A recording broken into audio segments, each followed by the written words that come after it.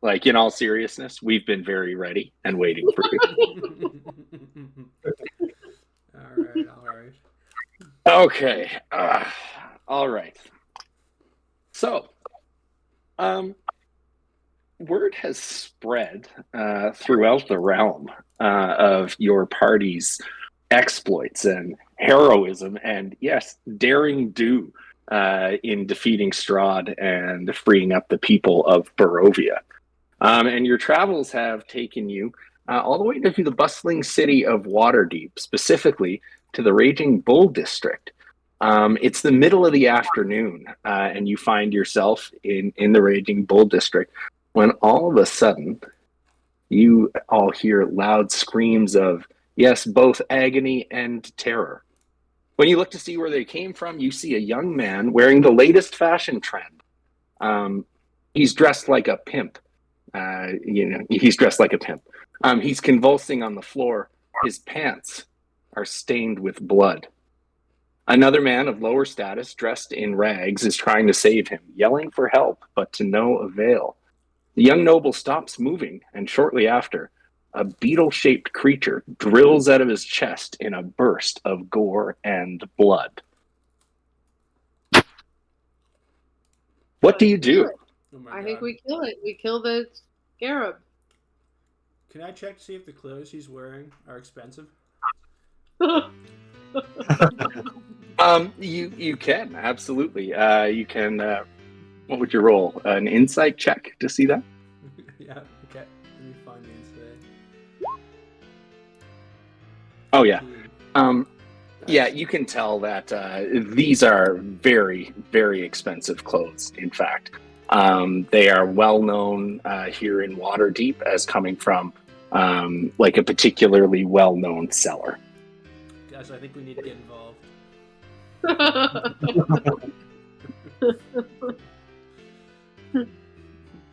Okay. Where did so the beetle popped out of his chest, or this whatever it is? Where did it go? Like, can I look around to see if we know where it went? Yeah, it's sitting right beside him. It looks now like an inanimate beetle-shaped brooch. Brooch. Yep. If you want to see if you know anything more about it, you can roll an intelligence arcana check. Yeah. Big DM improvement, by the way. Correct pronunciation of brooch. You're already. You already got it. Brooch. A brooch. Not everyone knows that, to be honest. It's pronounced this way in Waterdeep, but not in Ravenloft. Yeah, it's a regional colloquialism. Did you say Arcana check? Yes. I can. Oh yeah, nice. Patel over it. Oh yeah. Yeah. So yeah, you know that this is a cursed item called a Scarab of Death. Dun dun. But not only that, you know how to safely store the pin. What you know is that the Scarab of Death, if it's worn or carried for 1 minute, even if it's in a bag or a backpack, it changes into a burrowing scarab and tears through any leather or cloth and burrows into the flesh and then bursts out, causing death. Can I scoop it up with a mage hand? Yeah, you could do that. Sweet. I go over and scoop it up with a mage hand. Yeah, it's sitting there happily in the mage hand. You also know that there are certain containers that you could put this thing in. Like anything wood, ceramic, bone, ivory, or metal would allow you to store it. Wait, Pat, you're not playing. Melback's gonna say, "Who the hell are you?" I walk into the square, see all this going on. I see you guys kind of. I see the nice clothes, and I kind of clock it and quickly get the mage hand in there. And he locks eyes with Malbec. I had dibs on those clothes. Yeah, you see a cool looking rock gnome looking back at you, and he just says Melez, and this is a long lost relative of yourself.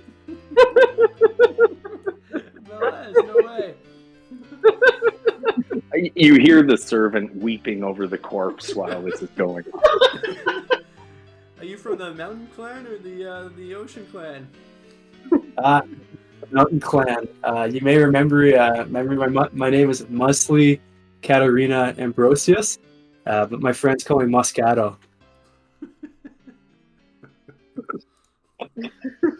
Well, we're gonna have to get caught up after this one, for sure. The servant blows his nose into the fine clothes. Hey, don't damage the clothes. I immediately cast mending on the clothes to clean the snot off of it. The servant looks really really sorry, and he sits back to collect himself and like wipes the tears from his eyes, but spreads the snot all over his face, and tries to straighten his rags as best he can. Do I feel after a minute that the brooch, whatever it's called, is coming to life, or is it okay? I guess I quickly look for a wooden container, like a crate or something, and dump it into that. Yeah, or if you had like a little bottle or a vial or anything like that, it would be safe in there. So are you going to carry it with you, or are you going to put it in a crate that's nearby? I guess I have a water skin, or I have a tinder box. Can I throw it in there? Yes, that would be better. Yeah. Okay. The water skin would probably be leather or something. Yeah. Yeah, and I walk up to the servant and kind of question, what's after I invite like Malbec and their friend over. Yeah, and you see him going, Can you help? Can you help, please? I don't know what. I was actually looking for Merlin, but I guess I could see what's going on. Merlin, you don't want any business with him anymore. I don't think so. Well, that's fine. I can help out with this in the meantime. I'm sure we can get caught up later, Malez. What do you need help with? Your friend's seen better days. He's dead. He's dead. This is my master, Aaron, and he just, I don't know what happened. We were at the auction house, and then we weren't at the auction house, and then he was exploding, and I was crying. And he breaks down into sobs again. Well, my person, Grug, will go and put his arm around this thing and move it away. You're putting your arm around the servant? That's right. Okay. Yeah, he appreciates that. He kind of pats your hand a little bit and turns into your shoulder, and continues sobbing. But yeah, he keeps repeating that he doesn't know what happened. That this brooch, he says, I'm never sure how to pronounce it, burst out of his chest after they were at the auction house, and that his master's name is Aaron Littlehorn. Aaron Littlehorn. Well, Aaron, it seems he touched the thing without any bone or other thing preventing it from bursting out of its chest. But don't worry, we figured it out. We're not going to make the same mistake.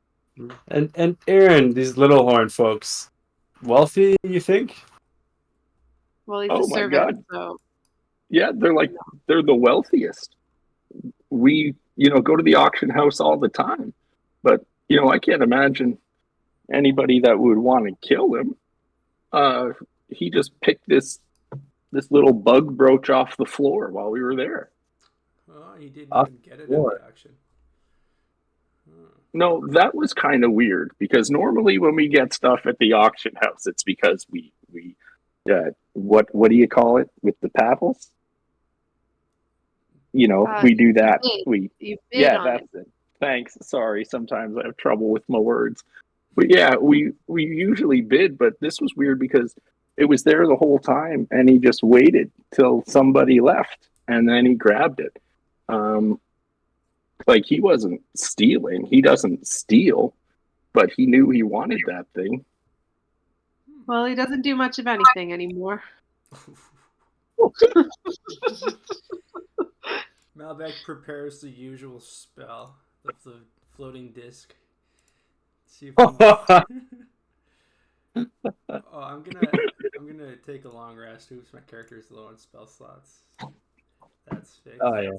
Yeah, I'll cast Tensor's floating disc, and we'll load up the body onto. Well, just before you do that, as you prepare that spell, you see someone burst out of the auction house, just up the street. It's actually his Bazaar of the Extraordinary.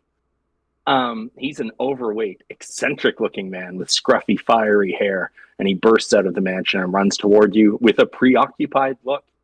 He was wearing a blue tunic embroidered with silver and matching pants and is holding a gold inlaid scepter shaped as a dragon. He takes a moment to catch his breath, and then he gazes at the scarab and sighs. He looks like... Tell me if you can see this. Where is this? Can you see that? No? Did that come up? No. How do you do the thing where you make his face come up? It's usually, I think it's Control Z if you have the keyboard shortcuts turned on. I don't know that I do. If not, in the journal, I think you can right click and it says show to players. Okay, that I might be able to do. Yes, perfect. Ooh. Ooh. Does that show his cover? That's it. Nabali Jasper. Yeah.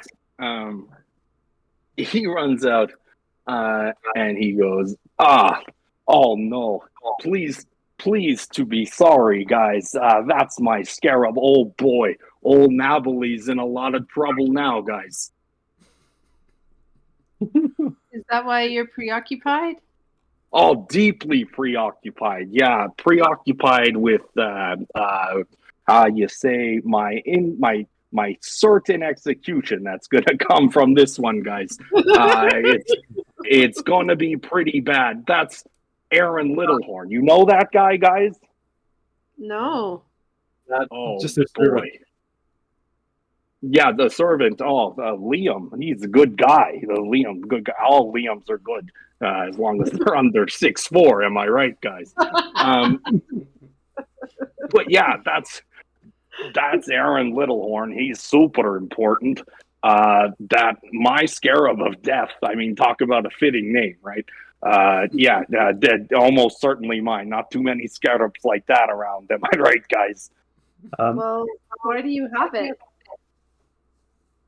I mean, at the Nabali's Bazaar of the Extraordinary, we carry all kinds of things like that. Scarabs and many other bugs and things that even aren't bugs. Like other brooches. Not just brooches and not just bugs, but lots of things. You know, little gold pieces and trinkets and magic things and anything that anybody would want to, what's the word, bid on. I'm going to start kind of looking over to him and just kind of eye him kind of up and down. You know, there's a lot of suspicious stuff going on and just kind of not really interesting. I'm making lots of friends today. Just wanted to kind of lean in and try to cast friends on him. So this is just a cantrip. It's I'll put it in the chat here. Yep.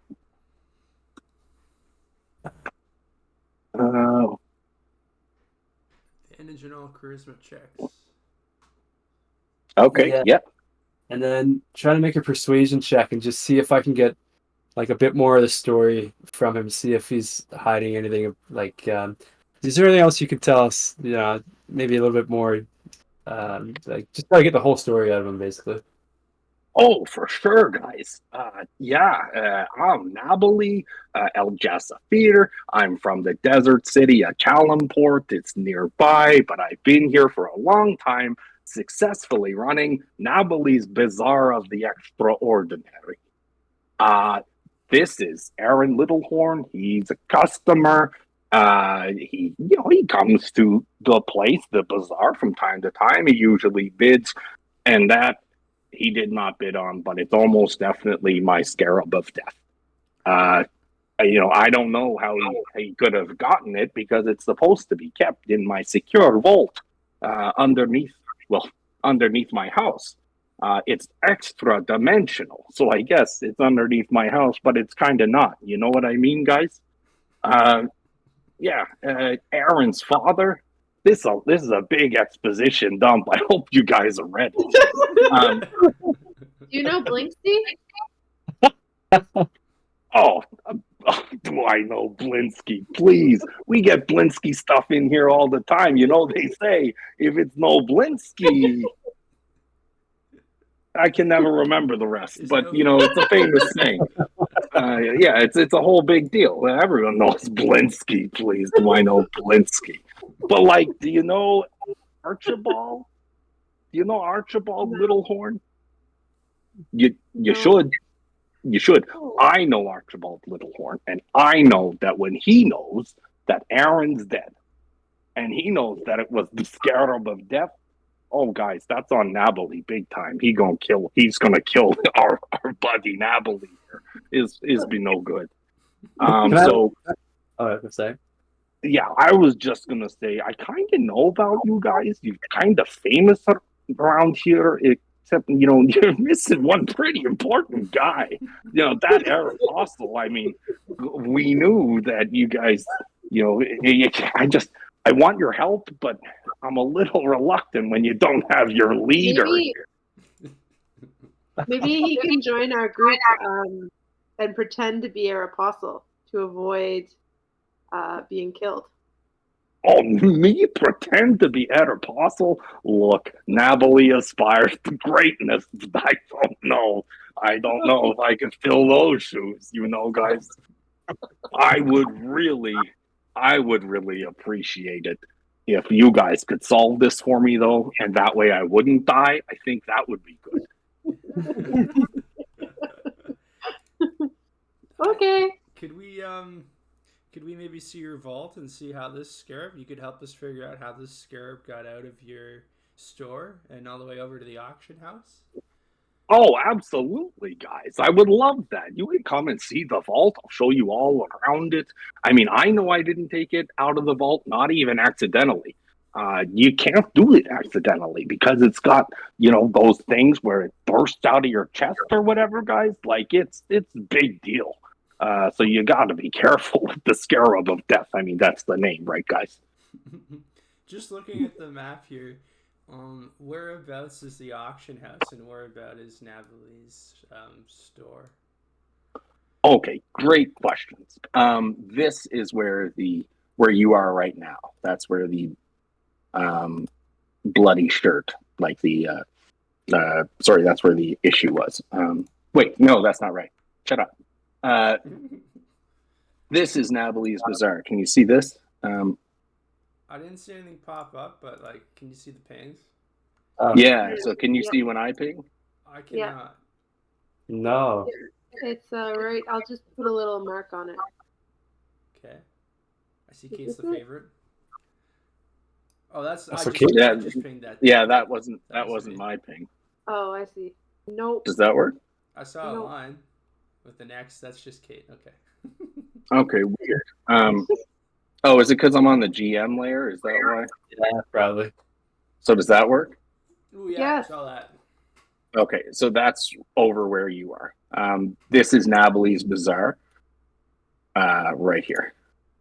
Right up front. Okay, so he just burst out of that building. Okay.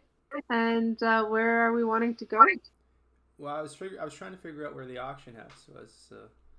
Yeah, so Nabali's Bazaar is the auction house. Oh, okay. Yeah, he lives there and works there. All right. Well, let's go in and look for clues. Yeah.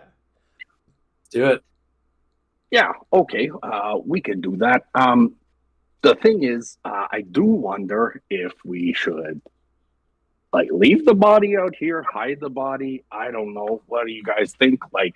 Again, once Archibald Littlehorn hears about this, it's going to be pretty bad. He's going to come right over. Can I take a look around and just see if anyone else has noticed that this guy has died in the street? Yes, absolutely. Cool. You can roll what would that be? A perception check? Okay. Perception.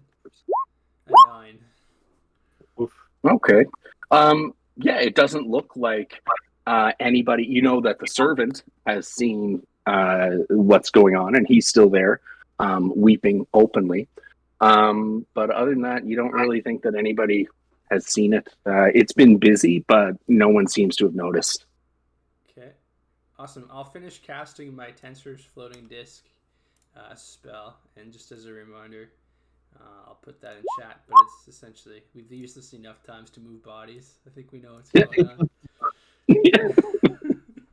It's all very routine. Yeah. All very routine. Yeah. All right. Can someone help me load up this guy onto the disc? He's a big one. I mean, I guess I can help. Liam says, and he's less than 6'4", but he's very strong all the same because he can still be strong. And yeah, he helps out in putting the body up on the disc. Can I grab him by the hands and then see if he's got any rings on as we're loading him onto the disc? Yeah, you can. Awesome. Let's see. Does he have any fancy rings on? Or just anything valuable that I could try to take. Yeah, outside of his clothes, I don't know that there's much on him that is of interest. Okay. Okay, I'll finish loading him onto the disc then, and yeah, try to get in. Okay. Yeah, where do you want to take him to? Like Natalie turns to you and goes, "Okay, great. We got him loaded up. What now, guys?" Is there anyone in your shop, Natalie? Just the people that work there. You know, I got a little servant and a butler. Natalie does all. Do you have a back entrance or a side alley that we could take to get inside that would be a little more discreet? I mean, not really, but we're right outside the door. You know, we could just take them right in. I think we'd be okay. Okay. Okay, let's do that. Liam Roogs, the servant, kind of looks around nervously while you guys head up the stairs into Natalie's place. Kind of look over to him and question why he's looking so nervous. Is it just because he doesn't want people to see what's going on? Well, I guess I'll just be going. I'll head back to the Little Horn place, I guess, he says. We rope him in. We just kind of grab him by the wrist and drag him in. Oh, what are you doing?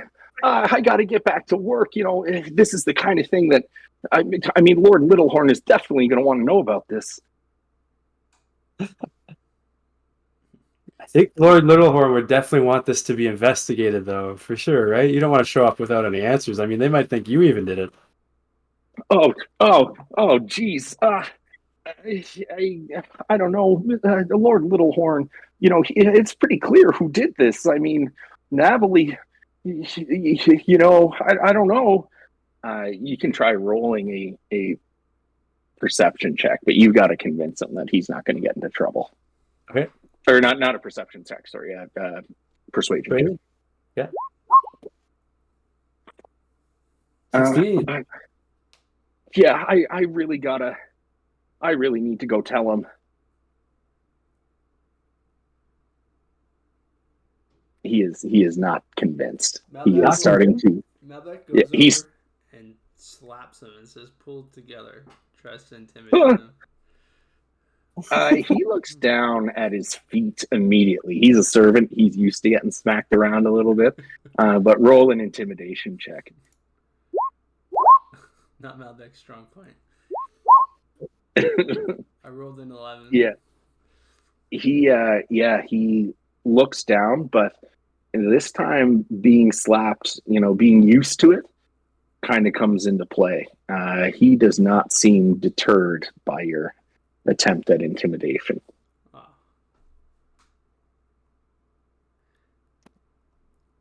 How about listen, you're clearly stressed out. Why don't we just sit together for a little bit till you feel a little bit better, and then you can go. I don't think you know what Lord Littlehorn can do. Like he's a really powerful guy. Uh, Well, uh, you wouldn't uh, want him to be doing that to you. no, that's why I got to be honest with him. Like, ah, geez, yeah, like he's gonna want to head for this. Uh, you guys get the sense that when Lord Littlehorn finds out about this, Nabali is definitely due for the chopping block. Um, he's a guy that carries a lot of weight in the Raging Bull district, and kind of the people will bend to his will a little bit. How far away is like this Littlehorn? Like, do we have some time if this guy gets away, or is it like it's gonna happen? We get the sense it's gonna be pretty quick. It will be quick. If Littlehorn finds out, you've got less than an hour probably before Nabali's arrested, and and by morning he'd be executed. Well, I've got some Well, rope. maybe we have to restrain our little servantmen then. Ooh, I got a dream pastry. I'm gonna take one of the dream pastries and pass it to him and say, "It's okay. Just calm down. Calm down. Here, have some of this." Oh, jeez, thanks. Gosh, I don't get to eat a lot of really good food, so this is nice. And he starts to eat. Remind me of how those work. What does he need to roll? Like what kind of check? Pat? Dream pastries? It's probably like a wisdom saving throw or something. I hold on. I don't know if I ever got to make a roll. I think it was just an immediate. Yeah, maybe. Let's see here. But it would make sense if he got a chance. I think it does just kind of happen. They enter a trance where they can escape to heavenly places full of joy. Um, when the dream Okay. ends, they have a severe longing to return to that place. And how long does it last for? I think it's. I can't find a good source. I'd have to go grab the book. It's probably like an hour. Kate might know. Okay. Yeah. Just doing quick. We can make something up that just. Yeah, we can say an hour, if that works. He eats the dream pastry, and you see a faraway look come over his eyes, and like a blissful smile creeps across his face, and you can tell he's entered the realm of the dream. He's in his Nice. in bliss. Can I ask him what he's dreaming of? Oh, I'm dreaming of me and Lord Littlehorn, all snuggled up. Oh, it's so nice. I just love him, He doesn't treat me very well, but I just love him. Is that the guy who just died? No, it's the father. Oh, I see.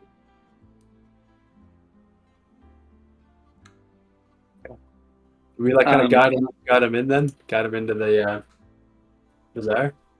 Okay, yeah. Now he kind of happily wanders in with you. Again, seemingly unaware of his surroundings and oblivious to the world. I'm already jealous. I'm already taking the hempen rope out of my bag on the way in to tie him up. Nice. Okay. You tie him up, no problem. He is unable to resist, and he is now bound. Great. Yeah. Okay. So now Nabali takes you into his house. Let me see if this will work. Please work thing. Where are you? Okay, here we go. All right, you see that? I'm still outside. Okay, how do I make that visible to you then? Is that a map change? Is that what it is? Yeah. If you hit that drop down that shows the maps, there'll be a ribbon that says players. Just hold it and drag it onto the map you want us on. Okay, very cool. Yeah. So I see the ribbon. Come over here. Ooh, There. we're in. Oh yeah, I see All right. Natalie's little bizarre. Yeah. How bizarre. All right. Yeah. How now... bizarre. Who's working there? Okay, just one sec here.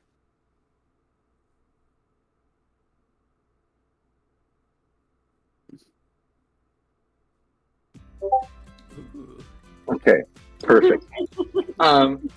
All right, so yeah, you walk in to Nabalie's Bazaar, and you see a stretch of pews in front of you there. That's the auction house that you're seeing. Let me see here. Yeah, okay, so as it says, the sight before you is truly spectacular. White marble stairs dominate this large lobby, and exquisite paintings by some of the most talented artists in Waterdeep adorn the walls. The details of the room are also carefully thought out. Discrete mosaics break the monotony of the walls, and Oriental-style hanging lanterns made of pure silver fill the room with a warm yellow-orange light. Now, what does it mean to have something Oriental style in Faerun? Well, we can't be sure. I'll ask you just to ignore it.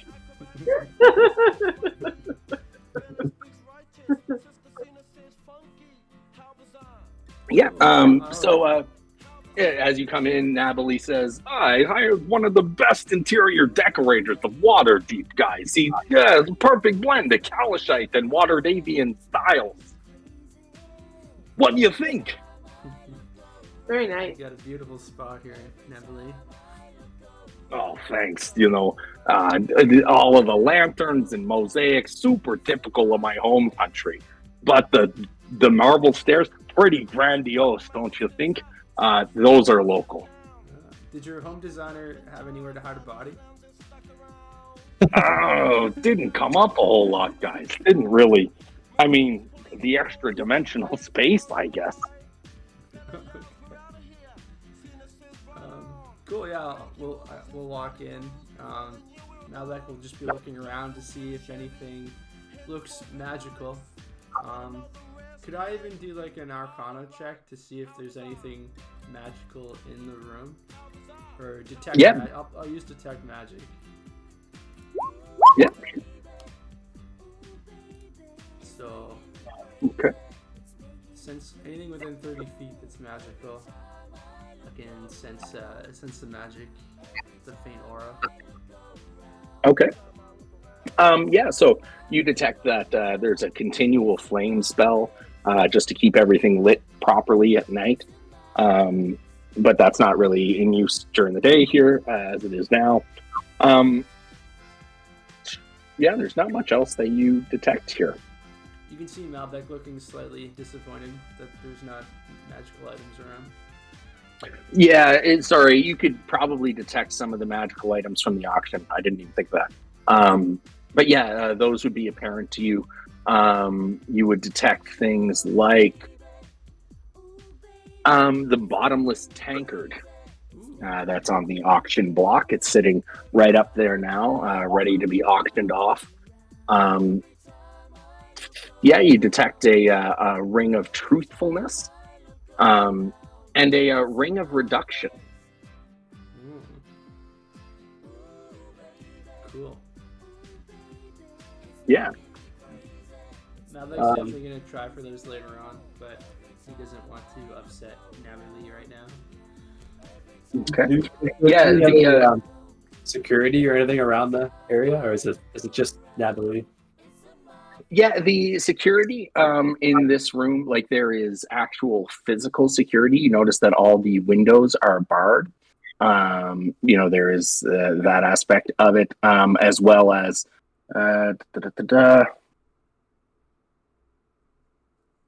Yeah, no, that's it. In this room, is that the windows are all glass, but they are barred as well.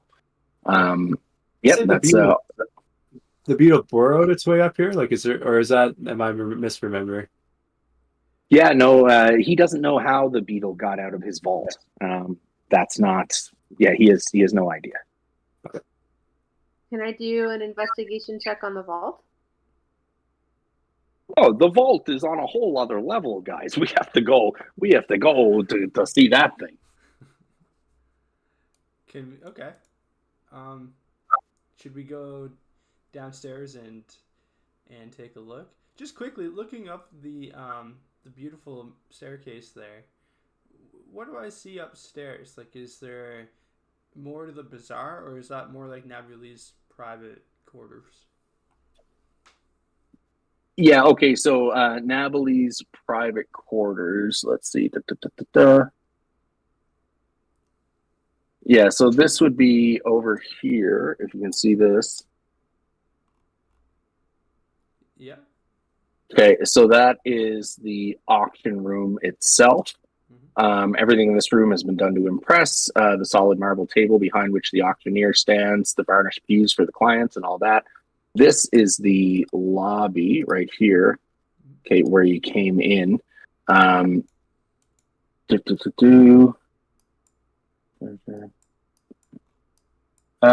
Okay, so sorry, I just need to check something real quick here. Told you I was unprepared. All good. Yeah, I think guys going down to the basement probably makes sense to go see if we can find the vault. But so many things that look interesting in here. Yeah, his living quarters are on another floor. They're on the third floor. Gotcha.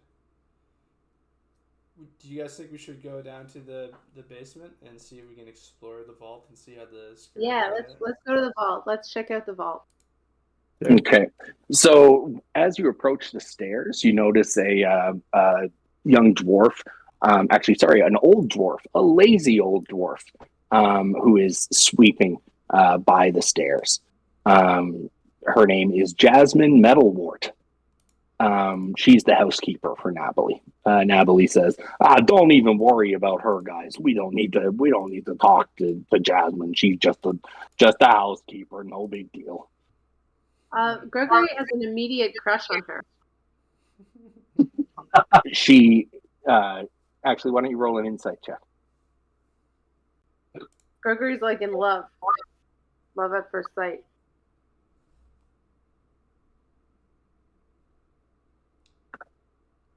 Okay, yeah, if you want to roll an insight check, you can see. Oh my god. Oh yeah. Okay, great. Yeah, you can tell that she doesn't care at all. She 100% can tell that Gregory has a huge crush on her, but she doesn't care. But what you can tell is that she's holding something back. What are you holding back, my love? She turns and says, "Your love?" Yes. Oh, jeez. Oh, jeez. Another one. Great. So we're both small people. Yeah. Oh, is that how it works? You think that every small dwarf lady is going to be into your shtick? Listen, pal, there's been 1,000 more come before you, and there's going to be 1,000 more come after you. It's not my scene. Are you a but gay she does. dwarf? What? What'd you say? Is she a gay dwarf? I don't know if that's your concern. Look, just let me live my life. I'm here at work, and you're just going to come and hit on me? Like, come on. Do you do that at Starbucks? And she goes back to sweeping. But she does let on, well, 2 little bits of information. Actually, wait. No. She lets on 1 little bit of information, and that is that she likes to take naps underneath the stairs. That's the thing that she's kind of been holding back. She just scrambled out from underneath the stairs in time to catch you guys. But if you want to roll a charisma check, little Grug. Every time you call me Little Grug, it reminds me of Big Grug.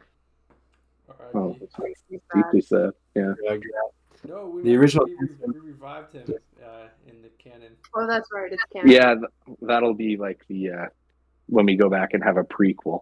It'll be how Big Grug came back to life. Charisma. Oh, no. Yeah, no. You got nothing. All you got is that she likes to sleep under the stairs. She's not that into you.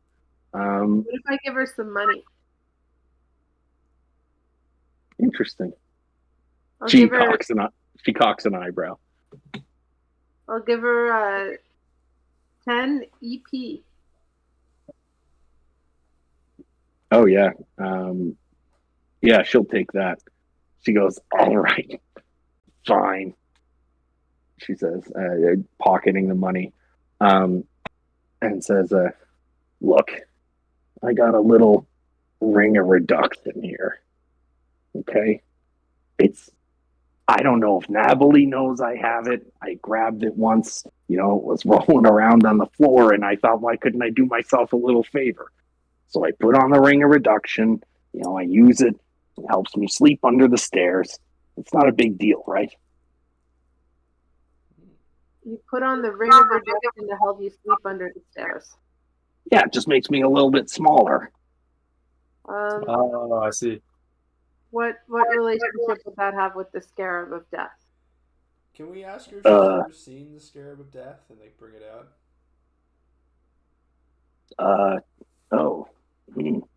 It's not something I can remember seeing.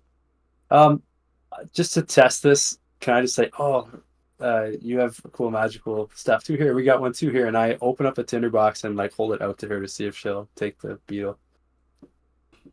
She looks at it and shrugs. She goes to grab it, to take a closer look at it. Okay, I quickly yank it back and don't explain anything to her. Well, that seems. I thought we were doing, show me yours, I'll show you mine, but I guess not. No, we are. We are doing that. And then I wink. Gross. She looks upset and suddenly very interested in her broom. She starts to really scrape at the floor with it. Natalie goes, okay, are we done here, guys? Can I see a ring of truth on the auction table? I see. Is it the auction on the auction table? It's the ring of truth and the bottomless goblet. Yeah. So that would be up here. Okay, and I can see both of them on the table. Okay. Cool. Yeah, sorry, I haven't been moving the tokens around. I guess that's a thing I need to do. So can you guys see when I do this? Can you see Natalie now? Ooh, he just popped into appearance there. You see him there, yeah. Great. Yeah, so he is there. I don't have a token for Jasmine, but she is there too.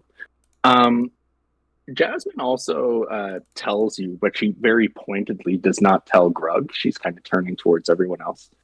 That she spent the whole morning cleaning the auction room in the lobby, and that a guy came to see Natalie in the morning, but she was getting her cleaning supplies and didn't see who it was.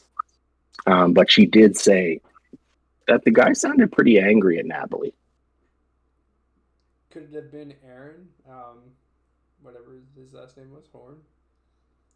Little Horn. Little Horn. I don't know.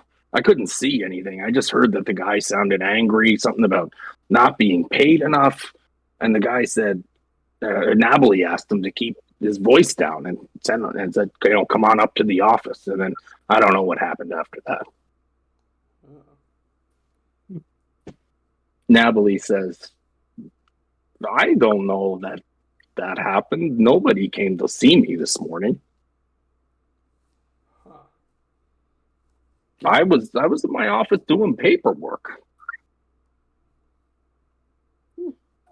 I got a pretty good memory, guys. I don't think I'd forget a thing like paperwork. Can I do a check to see if he's telling the truth or not? Or if I think yeah, he's telling the truth? Yeah, you can roll an insight check. 21. Oh, well. Yeah, you can tell that he's confused, but he does not seem to be lying. Hey, Natalie, is there anybody else who'd be in here during the morning? Well, I mean, my butler, Ronald Walrut. Uh, is he You have a lot of But staff. what? What did you say? You have a lot of staff. You have a lot of staff. Well, I mean, just the two, but it's a big bazaar, guys. I don't know how many bazaars you've been in, but it's like there's lots to do. Like the paperwork and the sweeping and the butlering. You know, one of them is sleeping a lot. Could maybe consider, and I look away from Jasmine. You know, maybe downsizing a little bit. Wow. Wow, who's been sleeping, guys? That's not great. You're kind of a little embarrassment for old Nabby, trying to run a tip-top shop here, and now you're telling strangers you're sleeping on the job. Oh boy! And he kind of looks at Jasmine, and she looks downcast and ashamed. Oh. I stand up for Jasmine and say, take that back. You see a momentary flash of horniness cross her face, and then Natalie says, "Look, I'll deal with my staff how I deal with my staff, and I will deal with my staff later." Yeah, well, But the Lord's going to deal with you first, so... wow, okay, you think you hire people to be a hero for you, and all of a sudden they're asking you to stash bodies. They're telling you that you're gonna die soon. I'm struggling to see how you're helping with the situation. All right, let's Maybe go down to the vault. Let's go down to the vault. oh, jeez. Oh, yeah. Okay. I'm pretty proud of the vault. It's a good spot. You head down to level 2 of Nabalie's. Ooh, that worked. Nice. Excellent. Yeah, you see the little kitchenette area, the dining room, and some storage closets as well. You see, a little butler, a skinny, stern-looking half-elf in his mid-40s, and that is Ronald Walrut. And he's Ronald? busying himself. Hello, he says. Ronald, do you know how the scarab got out? The scarab? I suppose you mean the Scarab of Death. That's the one. I'm not quite sure. Something unusual happened this morning, but I wasn't part of it. I didn't get back to the bazaar until this afternoon. I was out running some errands.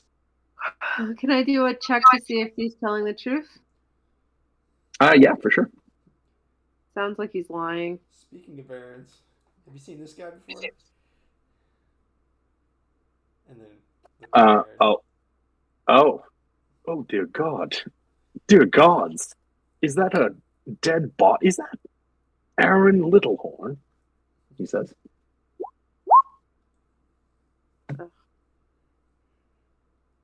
Yeah, you're not quite sure if he's telling the truth. He seems to be above board as far as you can tell. What did you do this afternoon? Well, it is the afternoon, my dearest guest. I got back just before the auction. I was running errands all morning, and I did see Natalie running through the streets a couple of blocks away from the auction house. That was unusual. And his shirt was stained with blood. It was a Valentina tunic, if memory serves. But I was then back for the afternoon auction, ushering clients, standing by the door, and nothing seemed unusual. Natalie, why were you running with a bunch of blood? Oh, I definitely wasn't, guys. Yeah, that's crazy to me, guys. Huh, something strange is afoot. Well, that's why you're here, guys. Okay. Do you have any more questions for the butler? Cater, Pat. Pat, you're kind of quiet for your first time being a player. I'm just trying to figure out what this guy's up to. Nabalie's a little suspicious. What do you mean, guys? I mean, the accent is a bit. It's a little all over the place. Is my friend's cantrip? I think it's supposed to last for a minute. I guess it's a cantrip. I could recast it on him, but I kind of want to lean into him now and kind of my mage hand kind of floating around him a little bit and just kind of look a little bit more intimidating and say, Nabula, come on, bud. Like, is this really not you? And just kind of try to intimidate him into maybe spilling the beans a bit more. He leans back and looks very frightened and says, I'm pretty sure it wasn't me, guys. A very good memory. I remember if I caused the man to explode. I feel like that's the kind of thing I'd know. Well, okay. Is your vault on this level? Your famous vault that you're so proud of? Oh no, but we can go see the vault, guys. You're gonna love the vault. You keep heading down. You pass his third floor as well, where his living quarters are. Could he be setting us up for a trap? We're very deep into his house at this point.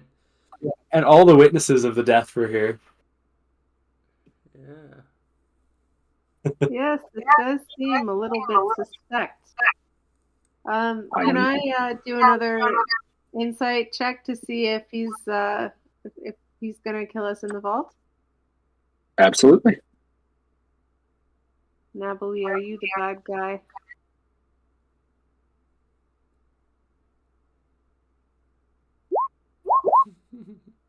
Oh, I get to roll again if I get a natural 1. Oh, nice.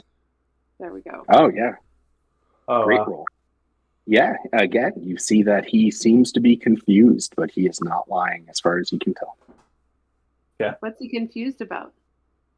He cannot explain why these people think they saw him running through the street or hearing him argue with somebody. He can't explain why they saw those things when he was in his office working all morning. Can I do an arcana or a history check to see if there's something that would explain that? Yes, you can.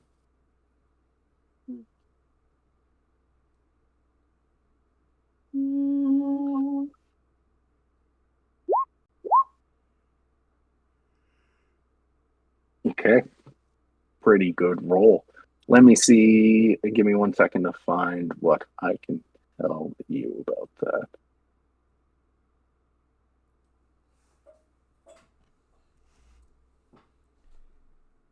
It's funny with the butler. Like, my first suspicion was the butler did it. It's just such a classic trope. Their names don't really help. It's like wort rot or whatever, and like, you know, yeah, kind of doing a little dirty on the naming. I feel like if this is a mystery, that ring of truth that's upstairs is going to be really useful.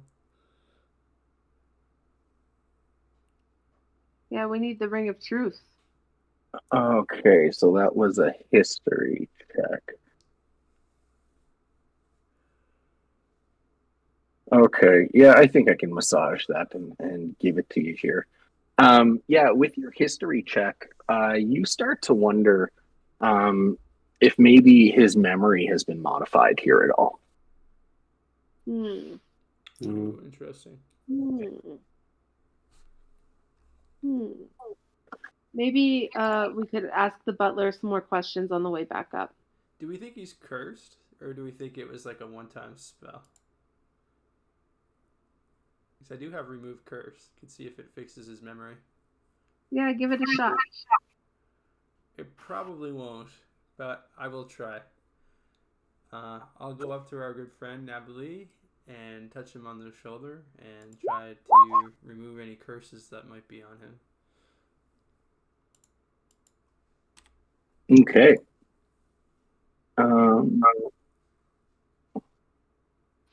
Okay, sweet. Yeah. Oh, wow. Okay, guys. Yeah. Whoa. give me a second. My head is swimming. Geez, do you know Mortimer Yorman? Is that familiar? You guys know a Mortimer Yorman? Mortimer, Is this another servant? No, he's no servant. He worked for me, but he's no servant. He came by this morning. He was mad about his pay. I said, Mortimer, come on in for a chat. Come have a drink. And then the alarm went off in my vault. So I had to ask Mortimer to leave. Then I fell asleep. And Mortimer tied me to a chair. And then when I woke up, he untied me and told me to forget that any of this happened. What? He untied you and told you to forget it happened? Yeah. Wow. I didn't remember any of that till right now, guys. Oh, not really. But that explains some stuff, right? Where do you think? Where would Mortimer go? Do you think he stole something as for payment? Mortimer steal something? Jeez, guys, I don't know. Would he know how to get into the vault? Well, pretty much the only person who could get into the vault is me, guy. I can show you why if you want, but we haven't even been to the vault yet. You haven't seen my security. I'm pretty proud of it, guys. Yeah, maybe we should go downstairs and see this vault. Yeah, about fucking time. Jeez. Pretty unconcerned that he woke up being handcuffed recently, but deeply concerning, but also a lot to take in. I just remembered it all at once, guys. He's kind of rubbing his temples and rubbing the bridge of his nose in exasperation. He leads you down to the vault room, which you should be able to see before you now. Okay. One sec, I gotta find the old description here. Okay, so the stairs go down to a wide hallway. A stone arch filled with swirling orange-brown smoke lies on the other side of it. An imposing humanoid-shaped monster of steel stands in the middle of the room. That's Mugabu, guys. That's my iron golem. Wow. Yeah, and you see the swirling orange-brown smoke? That's my portal. Leads to the extra-dimensional vault. Go ahead. Go through. Then he invites you to walk through the vault. Or walk through the portal. I think we'll go after you, my good man. Oh, no, it doesn't work that way, guy. If I go through, it works. If you go through, nothing happens. You just go right through. You walk through, you hit the wall on the other side. It's pretty funny for old Novelty to see. But that's the vault. That's the beauty of it. There's more than 100,000 gold pieces of riches in there, guys. And he looks extremely satisfied when he says this. Oh, Malbec decides to take his chances and makes his way towards the portal to see if he can get through. Yeah, why don't you roll a performance check? A performance check? Okay. Yeah. An 8. Yeah, you run into the wall behind and fall flat on your ass. Fair. He smirks very widely and says, it's protected against teleportation. There's a ward that negates charm spells and possessions and all that kind of stuff. And best of all, my boy Mugabu here will attack anyone who tries to approach the portal without me. And that way, if someone wants to destroy it out of spite, they got to deal with my boy. You know how it goes, guys.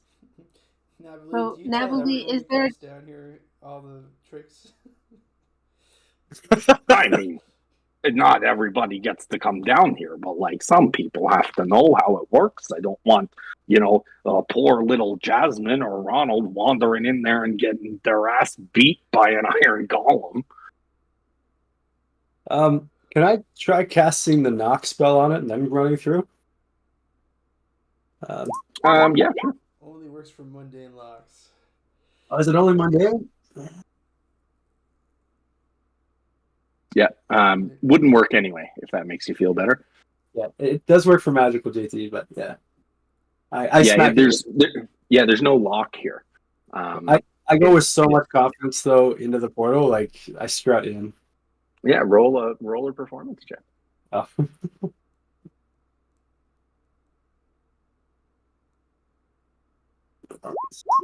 Ooh.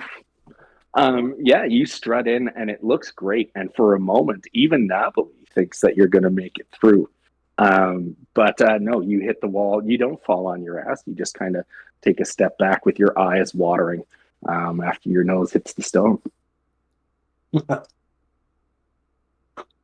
You had me going there for a second, though. You really did. It's the confidence. It's the confidence. It does. It makes a big difference. Fake it till you make it, guys. Natalie, is there a chance that when you got stolen earlier today, that you let people into the vault? No, I would never do a thing like that. No, I might show people. I show people the vault, but I don't take them in. That'd be crazy. Can the golem talk that's in here, or is it completely inanimate? He turns to you and goes, "Yeah."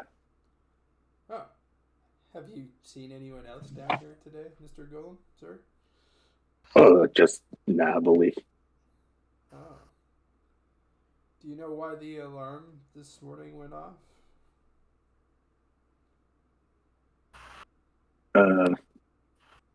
My job is to defend the vault. Nobody other than Natalie came here for the last few days. Oh. Okay. Okay, Natalie, can we get into your vault, or is this as far as we get? I don't know why you need to go into the vault, guys. Oh. It's impenetrable, guys. What if we put the body in the vault? You want to put the body in my vault? But that's my vault, guys. That's it's part of my house. It's my body. Well, look, I asked you to help. I didn't say that, can you turn my extra dimensional portal into a morgue? I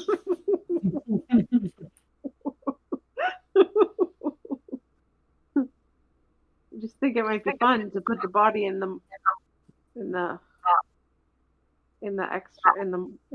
place. I just feel like you have a very strange idea of fun. Can we see, like, in the portal, does it look like a vault on the inside? Like, is it a space we can see? No, it just looks like swirling orange-brown smoke to you. Yeah. How would you know if anything else went missing today? I mean, one thing got out. The Scarab got out. What if something else has gotten out? Well, I just doubt that entirely. Like, I don't know. I only take one thing at a time. I didn't even take the Scarab out. I think it's my Scarab. I'm pretty sure, but I'm not, like, sure. I just know that the little horn is going to think that it's mine. Do you think you could, like, maybe go in and check? Check to see if the Scarab's gone? Yeah, see what else. Head on in there for a minute and see if there's anything else missing, or if the Scarab is missing. Yeah, I guess I could do that. Yeah, you see him. Yeah, he just walks through the portal. and goes and takes a look around. How long is he in there for? I will give you 1 minute. Kind of look around wide-eyed at the other two and kind of like motion about the rings upstairs. Kind of look questioningly at the other two. Malbec had already started sprinting before you said anything. I dimension door up to the other room. Oh, no. Oh, Can no. you is dimension door just where you can see? I'll put it in the chat. Make sure. Yeah. A place you can see, one you can visualize. Yeah, okay. Oh, yeah, I visualize those rings for sure. I don't even know what the rest of the room looks like. I just know what the rings look like. Okay. So teleport up. Okay. Grab them. And then I don't remember what they were now. And then just run straight back as fast as I can to see if I can get back in a minute. Okay, just 1 sec. I grab Malbec too. Oh, Oh, okay, so you both go up through the dimension door? If he's willing. It's a willing creature technically, so. yeah, he's willing. He what was did I- already running upstairs. And you know what? Malbec will cast Dimension Door so we can come back. Nice. Okay. Okay, so you both cast dimension door. But Malbec, And instead of grabbing the ring, he's going for the bottomless goblet. Okay, the bottomless tankard and the ring of truth, right? That's what you grab? Yeah. Okay. You go ahead and you grab that stuff. And then you are coming back down to the vault room. Yeah, Yes. with Dimension Door from Malbec. Okay. Cool. Did we know if the person sleeping saw us when we were up there? Jasmine, Yes. You don't know if she saw you. Although, you know what? Actually, let's do this. Why don't you roll a perception check for while you are taking those things? You can both do one. Okay. 22. Okay, she definitely heard you. Oh no. We like throw some electromatter on the way. Throw what at her? Some money. Throw some EP, throw some money at her. Okay, so she's sweeping in the other room near the top of the stairs where you guys left her. So she could hear you, and so now she just hears the coins hitting the floor. You know what? Okay. Malbec will use a minor illusion, and make it look like the ring and the goblet are still on the thing on the surface there.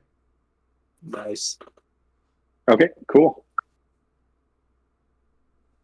Yeah, and then you're going to dimension door back down to where you were? Yes. Okay, cool. I look at the iron golem and just said we had to use the can real quick. He says, my name is Mugabu, and nods knowingly. Okay, so you guys dimension door back down. Mugabu confirms your presence, and then Nabali comes back through the door and says, "Yeah, guys, there's nothing missing from the vault. There's just the things I took out for the auction, the bottomless tankard, and you'd love this, guys. The ring of truth, super useful, guys." And he gives you a big smile and says, "Is there anything else you needed to see in my house or down here at my vault? Pretty proud of the whole place." Can he put on the ring of truth? Will that force him to tell the truth? The ring of truth would. Where's the little write up about it here? The ring of truthfulness. You cannot deliberately tell a lie while it's on with no acceptance. Actually, why don't you roll an Arcana check? Okay. And see what you know about it. Stand by. 5. Arcana. Oh, wow. Oh, wow. Yeah, so you know that you've seen rings like this before, and it's a cursed ring. If you put it on someone's finger, it can't be removed except by the wish spell or by cutting off that finger. Wow. Ooh. Wow. That's a strong spell. But did he say that the Ring of Truth was still in the vault, or no? Did I misunderstand that?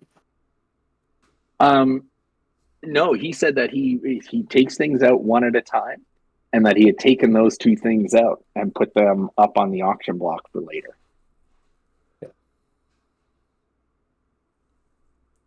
And they're still there. Great, guys. Wow, I guess we should see if we can find out any more about that guy who was here earlier. Mortimer? Yeah. Oh, he's a good guy. He's not a great guy, but he's a good guy. You know what I mean? He lives pretty nearby, just a few blocks away from the old auction house.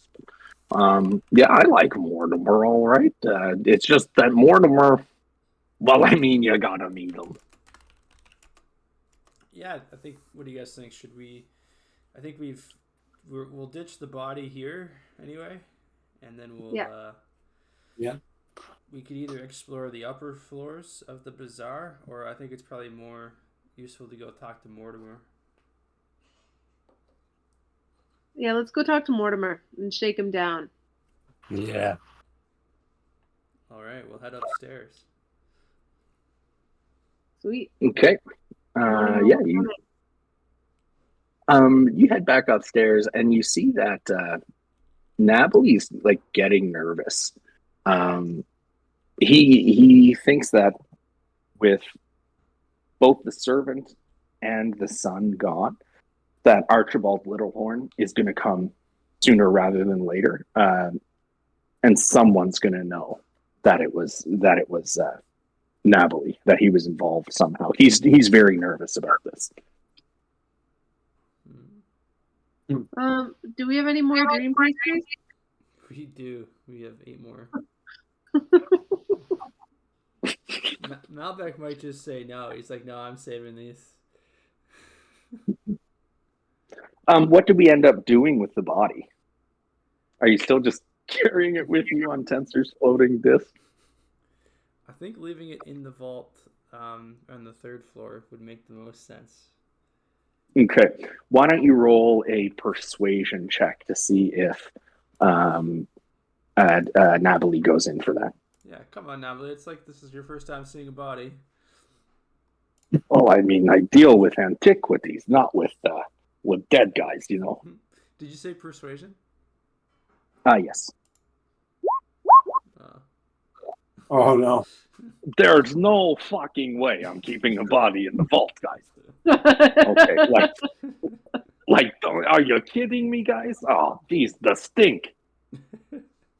Okay. Do you have a kitchen? Yeah, I make my food there. Do you have a knife? Is there an oven? I mean, I got the whole kit and caboodle, guys. Now, you hungry?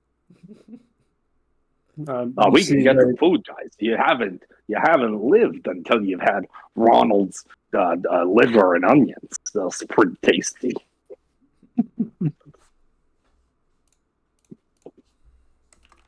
Well, I don't know what we're gonna do with the body. It's a tough one. We could set it on fire.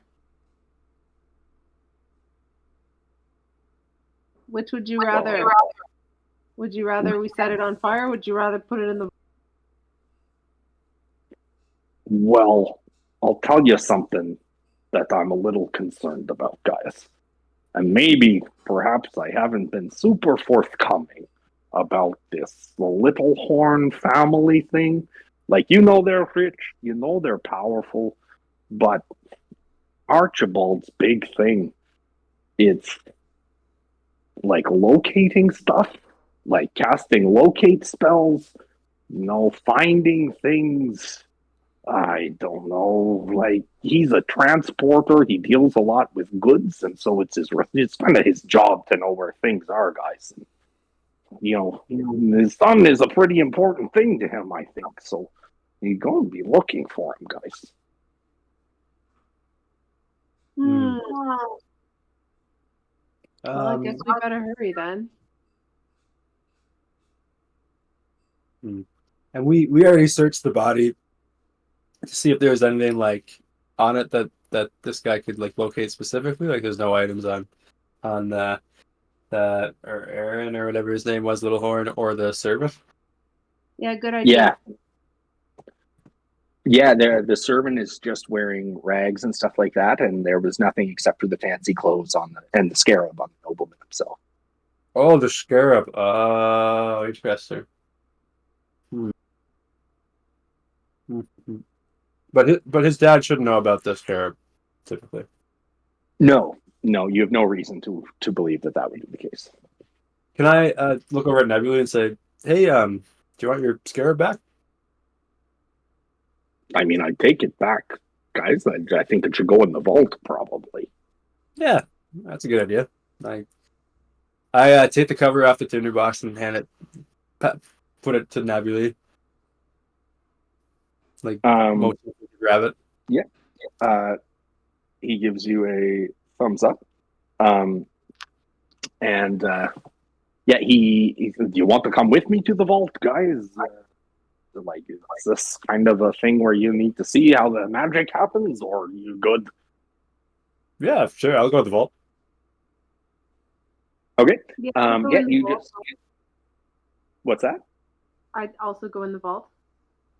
Okay, so you can go down to the vault, but he doesn't take you into the vault. Just he goes into the vault. Okay. Okay, that's fine. Yeah, the vault is pretty impenetrable. It's just so tempting to try to like get in there, you know? It's very tempting. So everybody tries it, that's why I like watching them run into the wall, guys. I was going to take a quick 5 minutes to go use the washroom. Is that cool? Yeah, let's do that. Yeah, I'm sure John Thomas needs another break. I could use a glass of water. I'll be right back. Yeah, all good.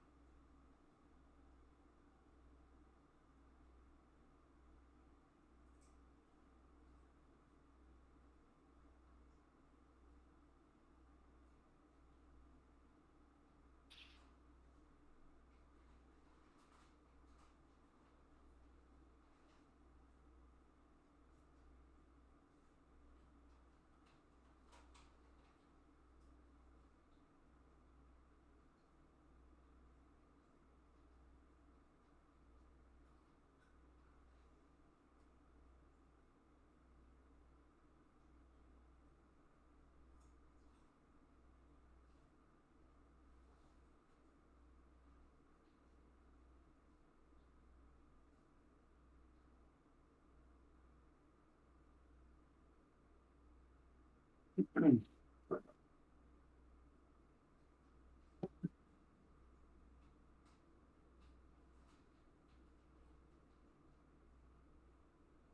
anyone back yet? Yeah, I'm back. Is this just like watching True Detective, Kate?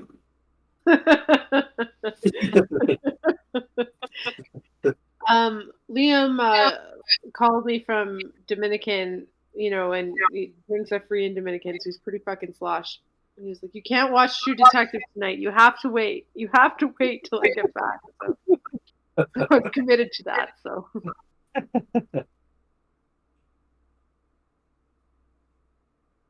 the Grammys are on tonight. I have a whole bunch of stuff I have to be doing, but I'm happy to be hanging out on the internet with my brothers and cousins. Nice. Yes.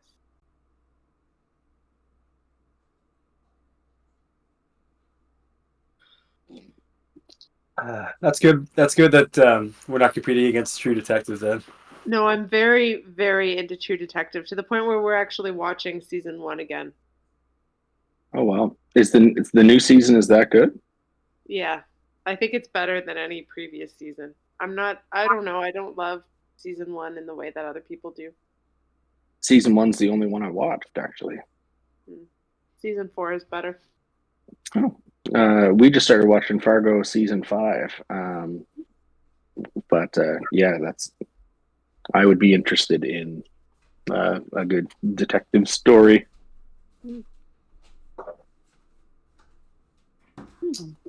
Yeah, this module has been really fun so far. It's pretty cool. Yeah, I'm having a great time. Is that Baldur's Gate? What's that? Oh, sorry.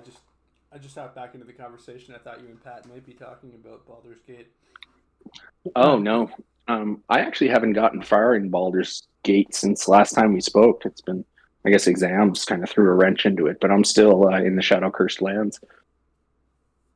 Fair enough. Yeah, I'm having trouble actually figuring out the order of operations there. Like if I go into Moonrise Towers first, or if I go and I can't remember what the other thing is. There's a bunch of stuff to do. Essentially.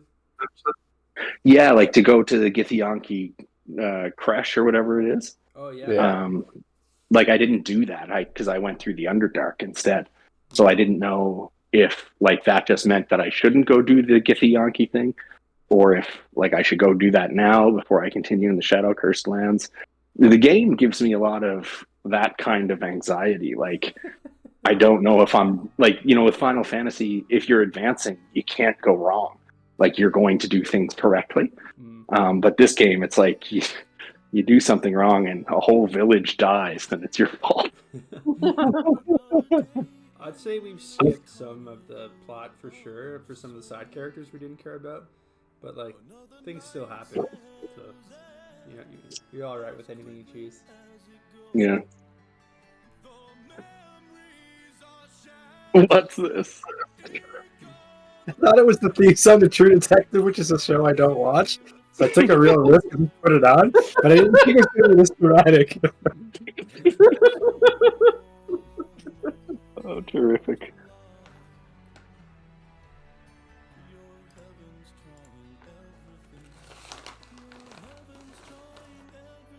Oh, wow. It's transporting. Very powerful. You want to... What's that? Oh, this season is a Billie Eilish song. Oh, really? Dang. All right. That's okay. I'm a season 1. I didn't want to exclude Liam, and he's only seen season 1. So I put the season 1 out. I'm trying to be considerate. Inspiring. Okay, so we were heading to old Mortimer's house. Okay.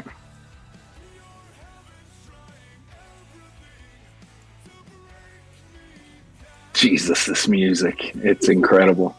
Is this like Christian rock or something? God, no.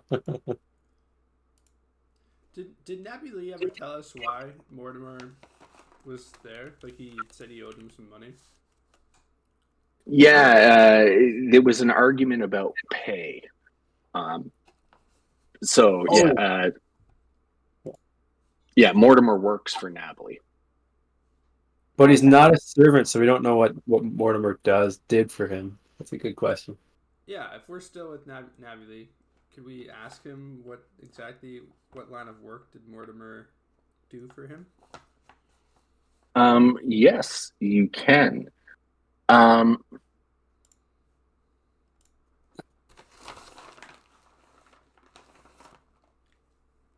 That's a great question.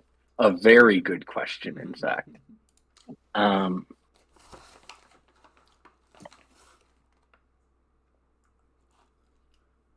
Or like why didn't he pay him as well? Like it seems like he's got a lot of money in the vault. Yeah, this is interesting. Well, Nabby explains to you. You get the sense that Nabby is constantly trying to show off to you and kind of prove his wealth and contributions to the community. Mortimer, yeah, he definitely worked for Nabby. It's weird. It's not. I don't know that I can find what it is, what the nature of that work was. So, give me 1 sec. I just want to make sure that I'm not missing something. That seems a pretty glaring omission. Yeah. Feels like he'd be like a relic hunter or something.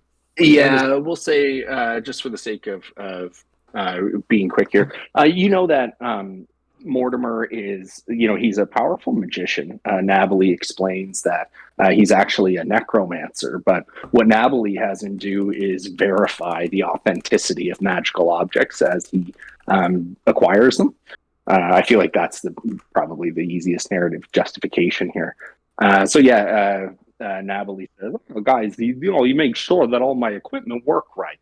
I'm an expert in some things, but you can't be an expert in everything, guys. So, yeah, I got my guy Mortimer to look over things, all right. Nabby, if you're such a wealthy guy, you got this amazing vault you've told us all about many I'm times. super loaded. So super loaded. We've been working a little bit for you. You don't pay the people that work for you. Well, servants. Pretty common, all right. Here for us. We got to see something here. Can I what? What do you want me to do? Put up some collateral. Let's show us some cash. I don't know. It's I'm just not very liquid. I would say it's it's in the vault. It's all tied up in investments. I mean, and trust me, I know a thing or two about being tied up. Am I right, guys? You see him kind of like stuttering a little bit here, and you actually, why don't you roll an insight check? Sure.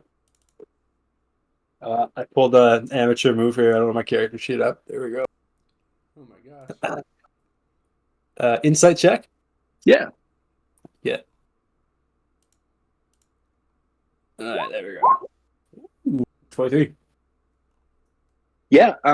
You get the sense that Nabby is just insecure, that he wants people to like him and think that he is very wealthy. And he's doing all right, but it's kind of patchwork. And that kind of ties in with his personality at large. He frequently uses like bad common, like he can't find the right word for the right situation. He is obsessed with presenting himself in a certain way. And you get the sense that, yeah, he's worried about being executed, but he's also worried about how this is going to work out for the brand of Nabby's Bazaar of the Extraordinary. And like in this whole scheme of things, Nabby, like where are you getting this? Like how did you end up with this Scarab thing? Oh, well, I mean, you pick up things here and there, and it's how do you get your treasure, right? Like I am, how do you say, an acquirer?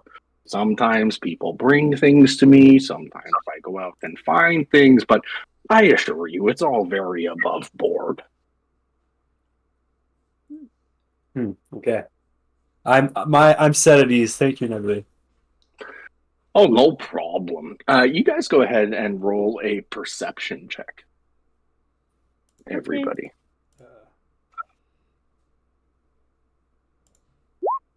12. Oh, 17. Okay. So what was it? Not Malbec, Pat. What was your character's name? Moscato. Moscato. Yes, that's it. You hear advancing footsteps that sound like troop footsteps coming down the path, one block over. So we're just going to switch over to our world map here. Okay, so you guys are heading from Nabuli's Bazaar. You are going to Mortimer's house. Mortimer's house is right here. Okay, and as you approach this intersection, see that ping? Yeah. Okay, you hear some troops advancing from down here. Okay, a little bit south. You understand that would be the city watch, that they would have been contacted by Archibald, and that they are out looking for anyone who might know anything about the disappearance of his son. Uh-oh. Guys, we still have his dead body with us. Not great. Put a mage hand over the face of the dead body. Should be good, guys. Yeah. Okay. Do you do anything else to try to hide this body? And you're walking down the street. I'll remind you, the public street. Yeah, we should do something. I guess I'll just throw a big tarp over it if I have anything. Maybe even just take off my cloak and throw it on top of them. Oh, yeah, that's a good idea. Or maybe they won't look under the cloak. It's better than his face staring at them. Maybe look, yeah, maybe make it look like you're selling dream pastries. Oh, okay. Shop. Yeah, I'll put the dream pastries on the tarp, I guess, or on the cloak that I threw over the body. And, Okay. I'll quickly. I have an ink with me and some parchment, so I'm quickly gonna make a sign, dream pastries, and then I put like 1 copper, and then I hastily look at the dream pastries and change it to 100 coppers per.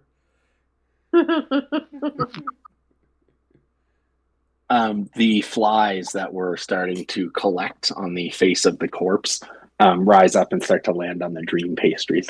Oh God, Malbec is having a mini panic attack. He quickly swats away at the flies. Why don't you roll a? What would it be? Would it be Constitution to save against the lure of the dream pastries? Ooh. How do we used to play that, Pat? Was that Constitution's perfect. or wisdom? Yeah. Yeah, one of them.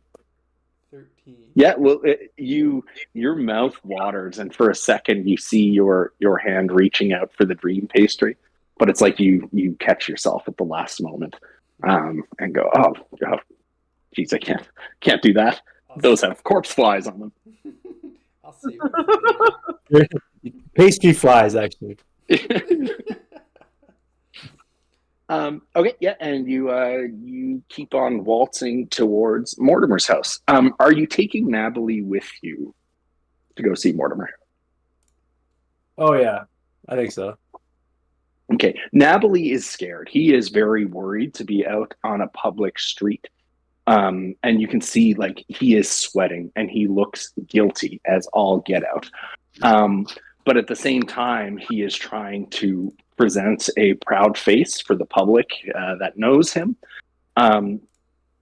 He turns to you nervously, to the three of you, and says, "Guys, I don't know that I should be out here. I really think I should be going back to the bazaar. I feel like, everyone can see right through me, guys. Naboli is many things, but a murderer and liar, I don't know." Well, Natalie is a complicated fellow. I have a disguise kit. Would you like to wear the disguise kit? What do I need to act different? Wait, what's my backstory? What's my motivation?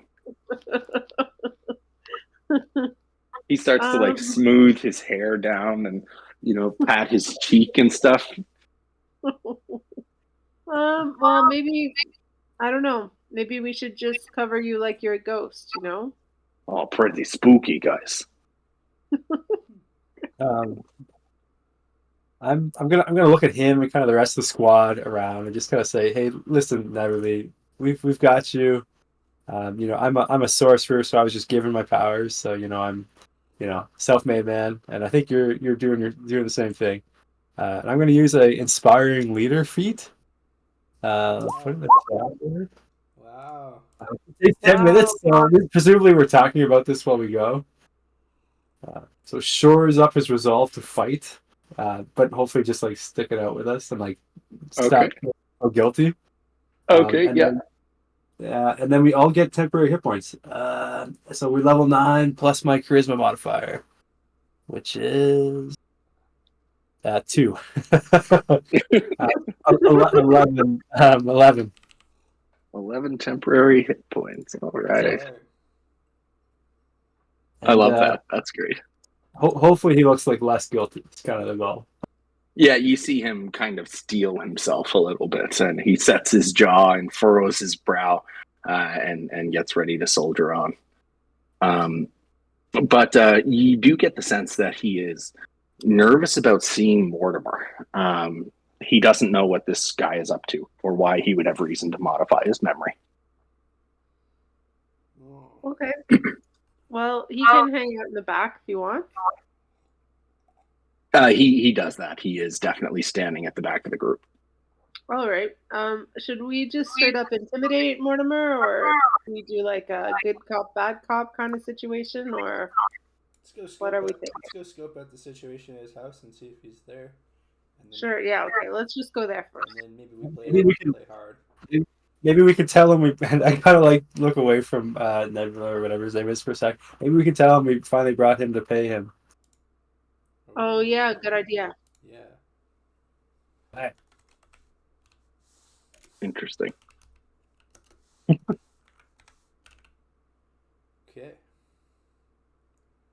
All right. Okay.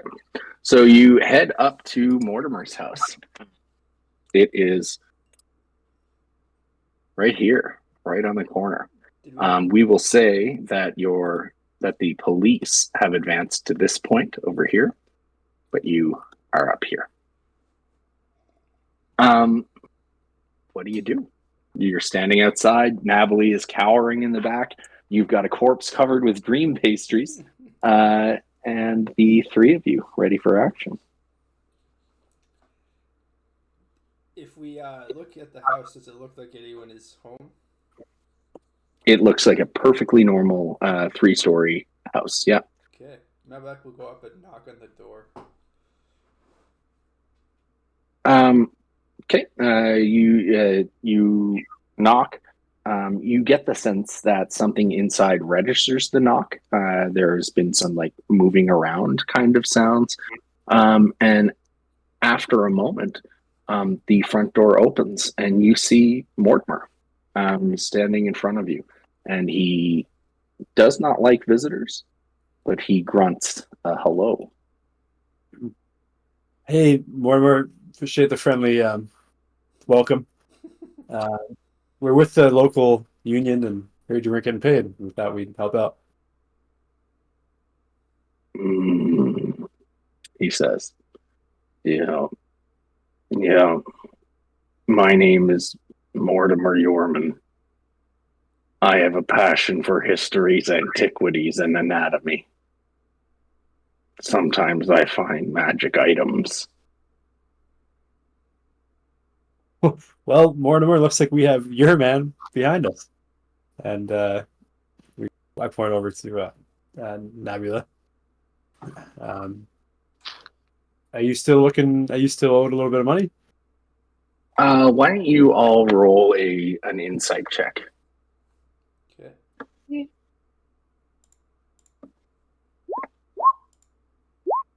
15. Nice.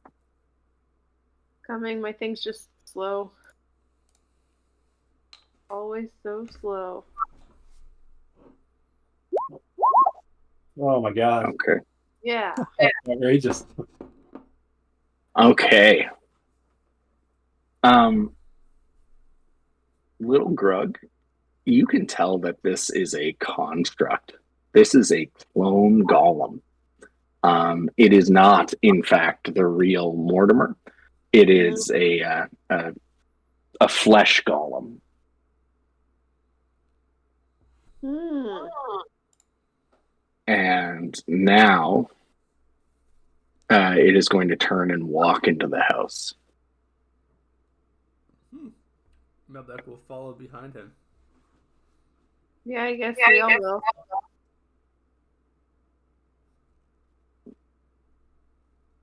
Okay, you all come in. You enter through the front door, and we are going to enter initiative. Oh. Yeah, I have no idea how to do that. That's like all good. none at all. So what do I need to do here, Pat? Couple tokens. Did a good start. So a couple characters. This is my dude, Okay. by the way. I don't know if I can show. Oh, I can't. Anyway. Oh, I can. That's my guy. Can you see him? Oh, the wizard with the hat? That's my guy. That's my scout. I cannot see him. Where? Did you do that? Shift Z or Control Z? Actually, it's just Z. If you just click on it and hit Z, it comes up, I think. But, Oh, I can't see. Where's your? Oh, I can see him. And then I think you just want to drag a few tokens onto the map. So, like for example, if Nabuli is in the journal, just click him and drag over. He'd be in the fight. Uh-huh. Oh, shit. Yeah. Okay, so here's Nabali. You guys can see that? Yep. And JT, that token, is that a PNG or a JPEG? If you make it a PNG, it might come out better. It is a PNG, unfortunately. I don't know why the background's not transparent. I spent a lot of time building that. It's beautiful. I like it. Brings out the white of the floors. Thank you. Oh my god, is that our guy? Is that That's your guy? Oh my god. That's the clone golem. It looks more like a tobacco construct.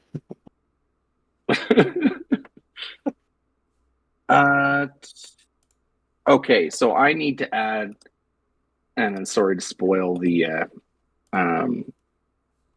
suspense, but I need to add some monsters to this. No. And I'm not sure how. What monster? Well, in your compendium, Yep. If you type in the monster's name, it should come up. Okay, I got it. So these guys come. Does that work? If I just drag them over, how does that work? Yeah, that's it exactly. Okay, are you seeing a huge thing in the middle of the screen there?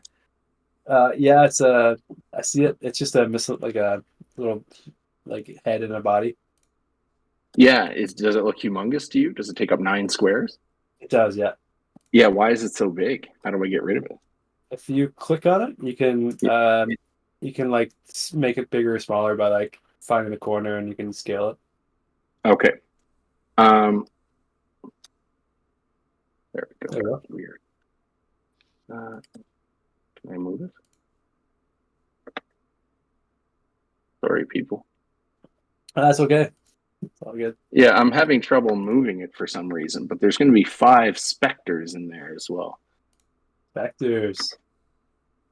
Yeah, they're going to come flying out of the chimney.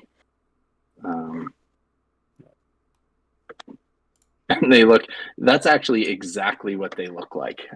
That's canon, that they look like little shadows with floating heads. And this guy over here, I don't know why I can't get rid of him, but he can land me here. This one's up here. Sweet. And I might be able to share some of my like stuff in the game so that you get like the actual tokens and stuff. But anyway, it's perfect the way it is. But yeah, I didn't know that we would definitely be seeing these guys, so I didn't bring them into my plan. So what you're saying is you're way off the rails. No, not at all. This is actually quite on the rails. I just didn't get far enough to research how to do combat and stuff like that. So you'll have to bear with me. How do I roll initiative to get everyone involved? So on the left side, you'll see like turn order. You can open that. And then pretty much if you click open the spell. Oh, nice. So now we can all go to our character sheets and roll initiative. Yeah, I think if we roll initiative, it comes up on there. Let's try. So if I go here, and then I click on initiative. Does that work? Okay, right on. So that's from us. And then with them, if you open up their sheet, there'll be an initiative button. You have to click that. Okay, and do I do that individually for them? In this case, yeah. There's ways around that, but that's the way right now. Okay, I do only see one specter showing up in my character list. Yeah, you have to click on each token individually and then roll. Okay. And then like JT and Kate, you should have that in your character sheet. Oh, you fixed it, JT. Yeah. Nice. How did you do that? Just erase it? I'm just an old hand with game down. All right. There's something an online one that makes them for you too. Okay. Yeah, something's messed up with my specters here. When I click on them, nothing happens. If you hold shift and double click on them, does it open up a character sheet? Oh, I can control click and then do that. Did that work? Initiative. Oh, you might have to right click, hit add turn, and then we'll do initiative. And where do I do that? Where do I hit add turn? If you right click on the token, it should say add turn, I believe. So like on the specter. Yeah, I don't have that. I can open the character, but I don't know how to add the turn. I can tell you, yeah, when I hit it to open, I get layer, advanced, and neither of those have add turn. Then a couple of pings to front to back, undo, paste, copy, delete. Okay. Or open character. Do you know we could also do it the old-fashioned way on paper. If you know their initiative bonus, you can just write it on a sheet of paper and run through it that way too. That's fine. Yeah, I'd like to be able to figure it out. What a pain.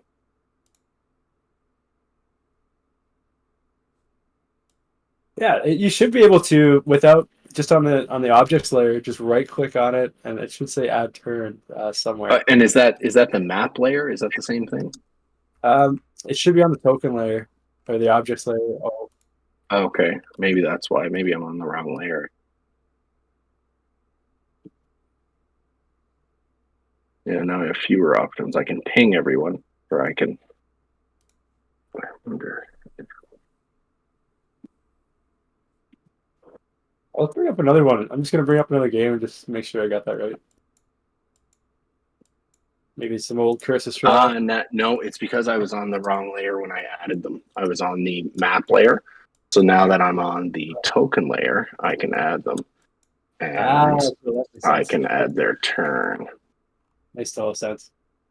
Yeah, thank you for that. Sorry, everybody. It's all good. Okay, cool. So while this fight is getting as we're walking in, can I have a quick chat with Malva just to see what's going on, just to check in with him? Yes, absolutely. You guys do that while I work on this. So kind of as we're going in, we got whatever the tensor's floating disk going on. I kind of, ruined Melez. I think we only have a moment, but we can quickly get caught up here. I think we can get a lot said here in a moment. I really hope so, Melez. Listen, my fear of being written out of my parents' will is only overshadowed by my fear of working for a living.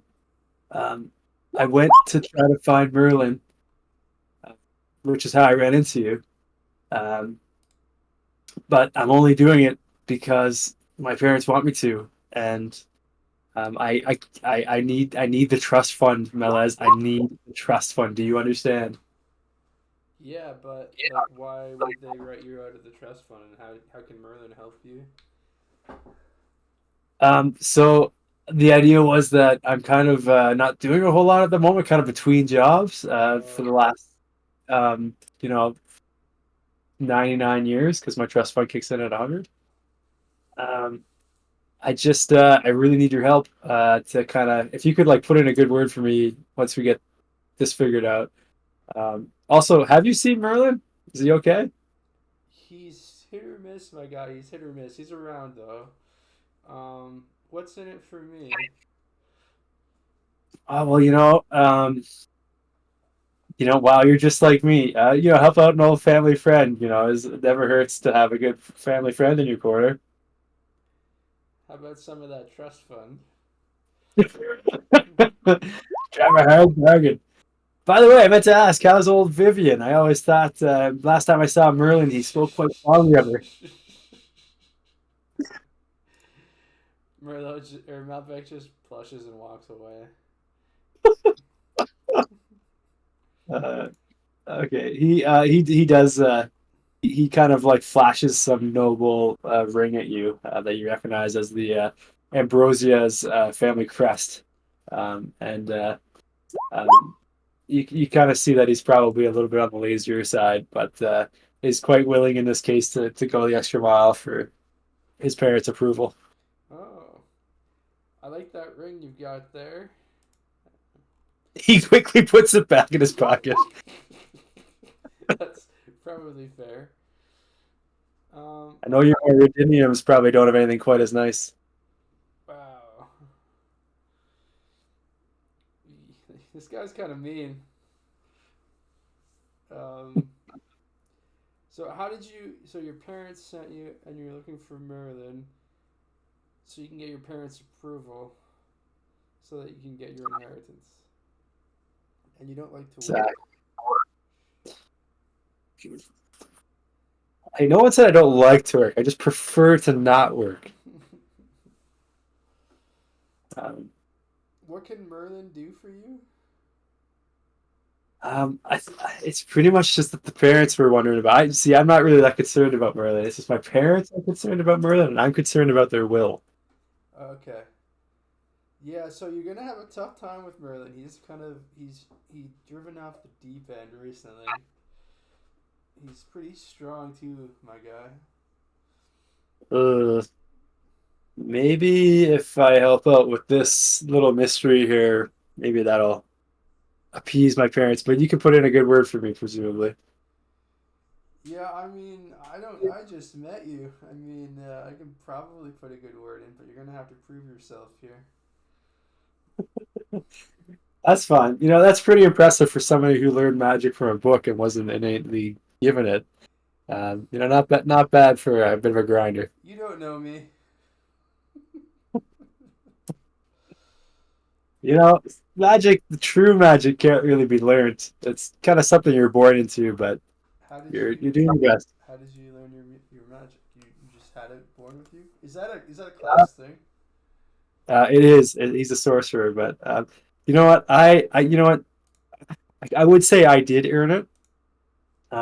My parents got it from their parents, and then I got it from their parents, or from my parents. So you could say I earned it, just like the trust fund. Oh my god. Well,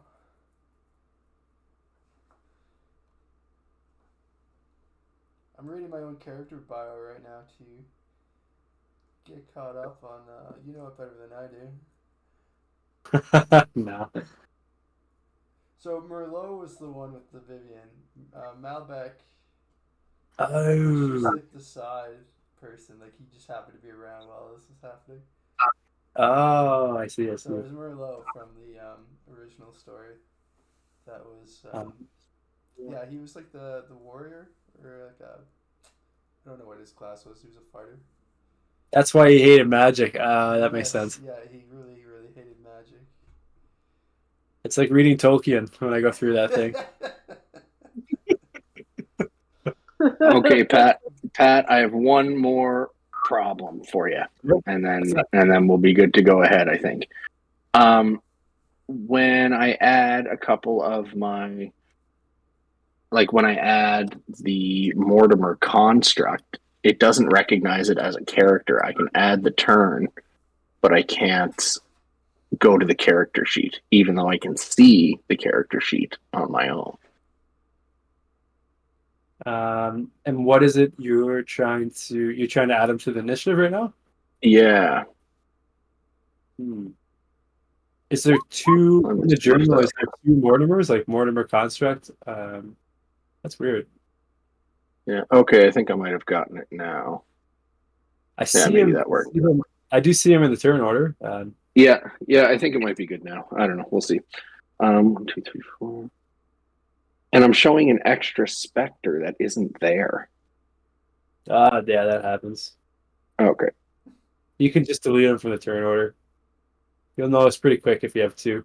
Like the first two 21s is the same specter. I think you just delete one out of the turn order. Okay. How do I do that?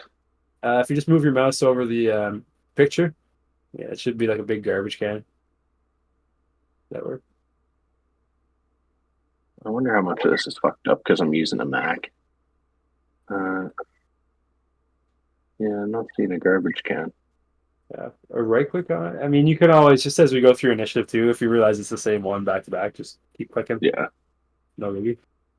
Yeah, I'll figure it out. Okay, cool. So do we have everyone in initiative except for I don't think I have Kate and Malbec. Oh, I haven't rolled. Yeah. 1 second. Yeah, you guys do that. We're ready for you. I'm ready for you at long last. Thank you for bearing with me. I'm now in the turn order. It says you wanted to send the results of this roll to the turn tracker, but no valid token was selected. Ooh, you gotta drag the token into the scene, which I just learned how to do. So if you go to your character sheet and hover over your name and drag it into the scene, it will take your icon in. Yeah, I could probably do that too. Yeah, there you are. They're teeny tiny. Yeah, little grug. Oh. Oh. There, did it work now? Did Yeah. All right. So, okay. Now all I have to do is the actual combat.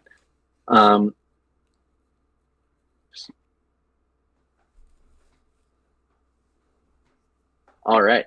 So yeah, our first Spectre is going to head over to Nabali and is going to hit him with a life drain.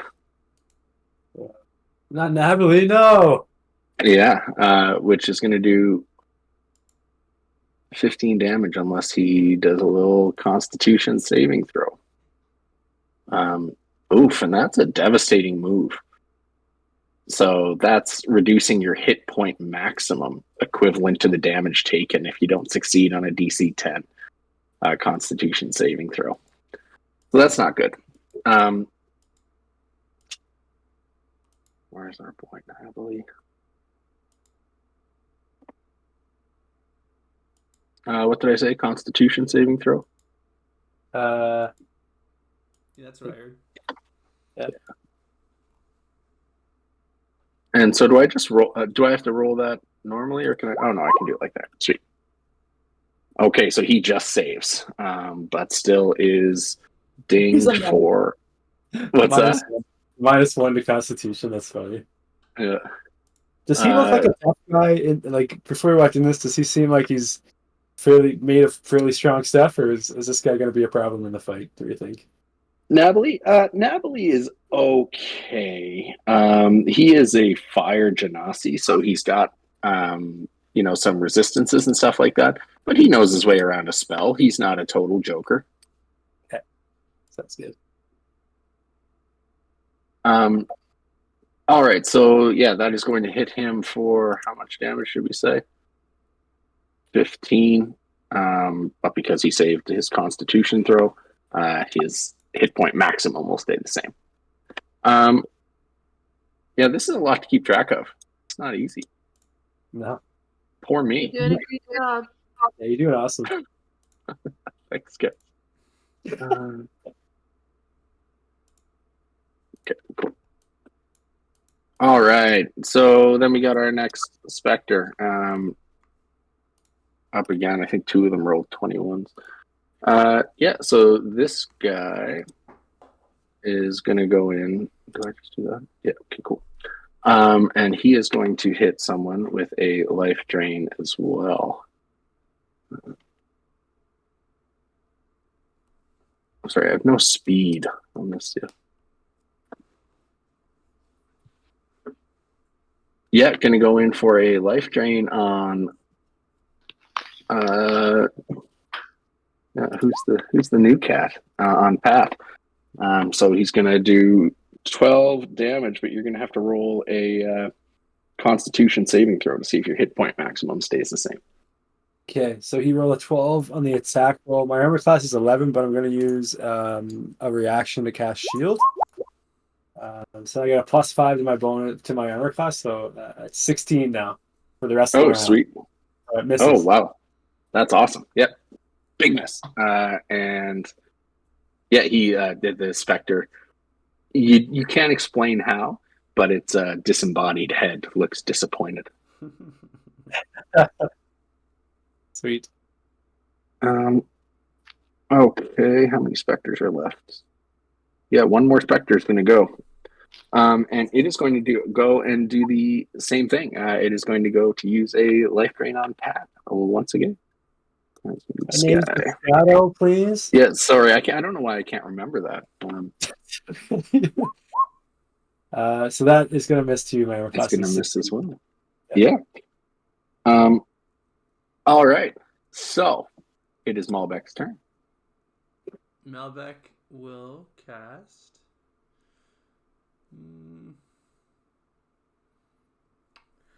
Just Firebolt on the closest one. Okay, on the closest. So like let's say the one attacking our good friend Nabuli. Okay, so that'd be this guy up here. You said an 11. Yeah, just 12. What's its armor class? Yeah, its armor class is 12. So Pat, I don't believe. I think I lose ties. Sorry, you got hit with 12? No, so I cast Firebolt, and it had a spell attack whatever of 12, but his DC is 12. You know what? I always attack equals armor class. Unless somebody else knows. So I think that the rule is the tie goes to the runner, which is the offending person. So rather than the defense. So I think that hits. Oh, awesome. Yeah. Okay. Equals or exceeds. Yeah, that's correct. Oh. All right, then I hit for 11 fire damage. Okay. Yeah, that creams this guy. He doesn't like that very much. You can't explain how, but it looks pretty upset. And I think I'm going to have to note this stuff on actual paper. I don't know if I can change it.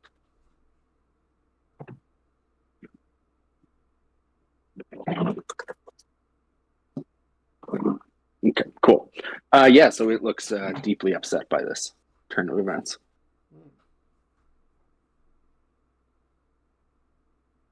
Okay, I think that's okay. Okay, cool. Up next, we have our clone golem. Mortimito is its official name. That's stupid. Where are you, bud? Here. Okay, it is going to. Yeah, multi-attack. Oof. It is going to multi-attack. It's going to go for Nabuli. Um, so that 28 is its attack roll, right? Yeah. So you can turn on the damage if you click open like the NPC character sheet. There should be like a Yeah, gear icon in there, yeah. and then there should be like a box that says like auto roll damage or something. Okay, where's that? I wonder. Just open another game. Step quick look.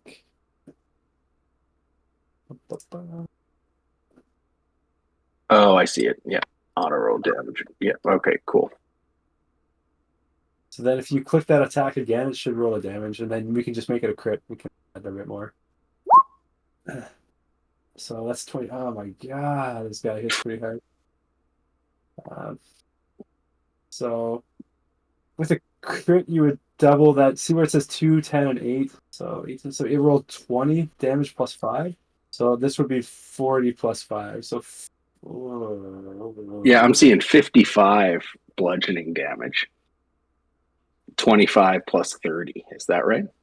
yeah. That's not even a crit, but yeah, that's pretty good. Yeah, rolling a 28 is pretty insane.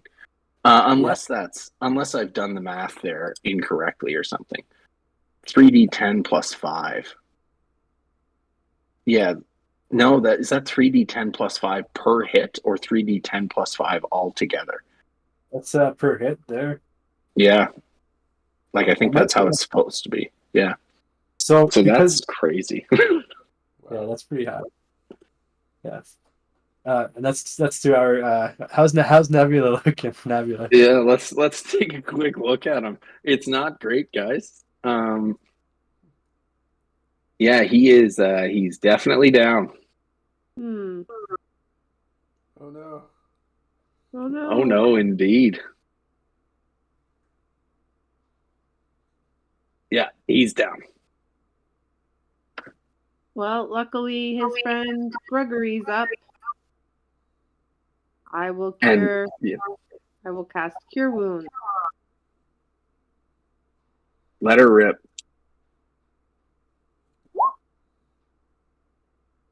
Ah, yes. He's healed to 4. He's looking hale and hearty. You'll be happy to know. He is absolutely covered in blood.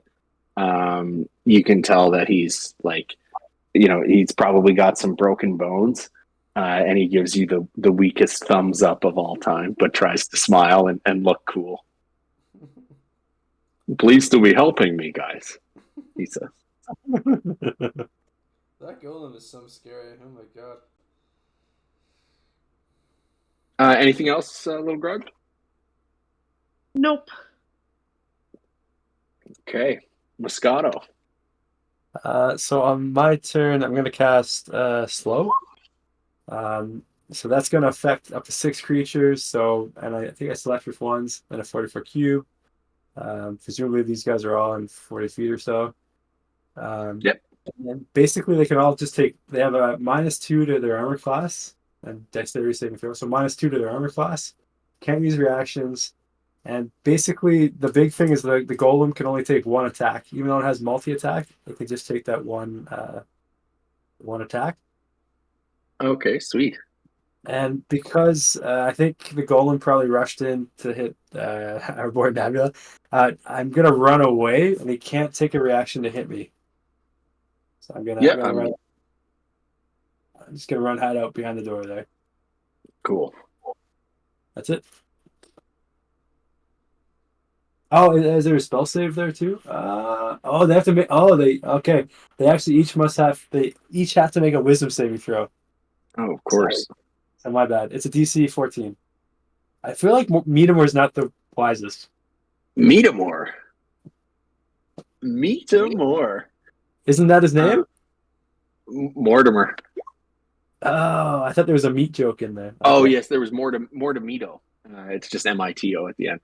Uh, So that is Mortimer. What did he need to beat? 14, so it's a fail. Thank God. Okay, so bad news for Mortimer, or Mortimito, as the case may be.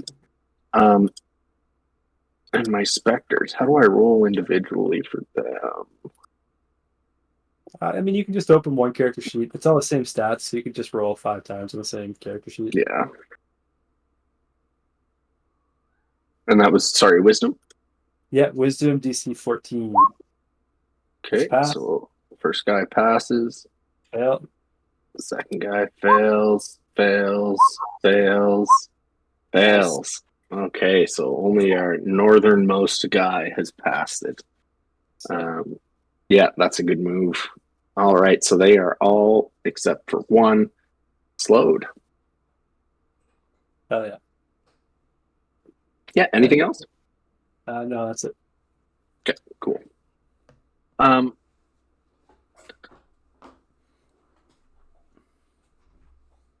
use reactions.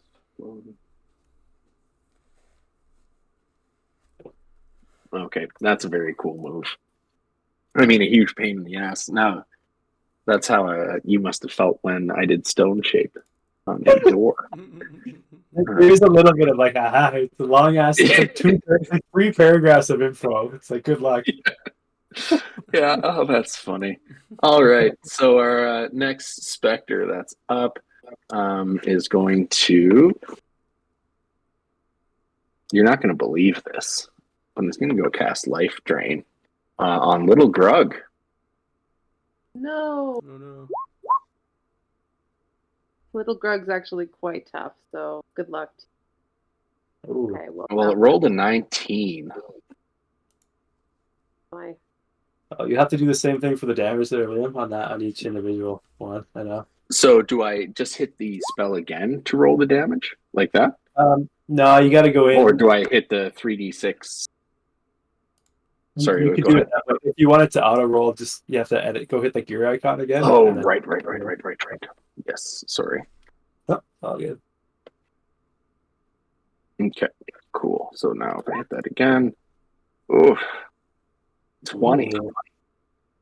And so your maximum hit points reduces by 20. Okay. The target must succeed on a Yes, sorry. You need to roll a Constitution saving throw, and then we'll decide if your hit points reduce by 20. Right. No. I'm going to bend luck and earn 2 sorcery points, and I'm going to add 1d4 to that roll. Oh, thanks, bro. Well, we'll see. Watch it. Oh, nice. So you passed. Yeah. Oh, very nice. Yeah, I shout out my new friend. Yo. Moscato. So you still have to take 20 damage. That's fine. I've got a lot of. Okay. All right. So next up, we have our next Spectre. And that Spectre is going to,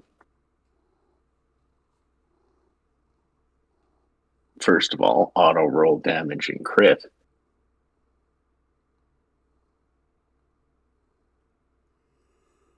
Okay, and it's actually going to use incorporeal movement. No. Remember that. Where did you go?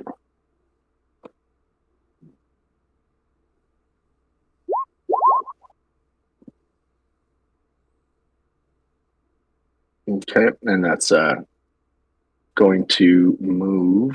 Where are you, Spectre?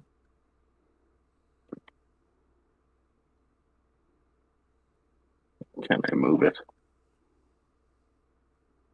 How come you won't move? There we go. It's actually going to go right over here. Oh. All right, it's Nabali's turn. Nabali's not doing so good, guys. Nabali is an accomplished wizard, but he's a little should we say, trigger happy.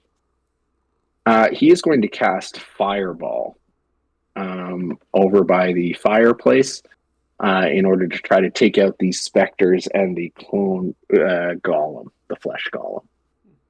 So it's going to be centered right around here. Looks pretty good. How big is Fireball exactly? It's pretty big, isn't it? It's huge, yeah. Yeah, that sounds about right. Malbec started to sweat. And well, he should. Yeah. Oh my God, a dex save at 27. Oh, shit. Each creature in a 20-foot radius sphere must make a dexterity saving throw. So he's going to cast that right in the corner in an attempt to take everyone out 5, 10, 15, 20. Yeah, he's risking himself here as well. So we'll see how he does. I don't think he's especially dexterous.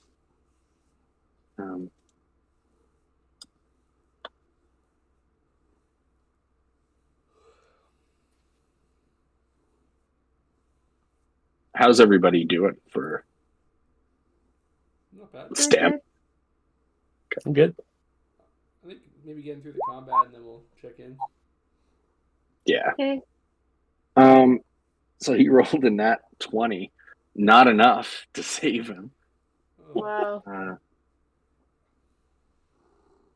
Yeah, that's going to be devastating. That might kill him outright, actually.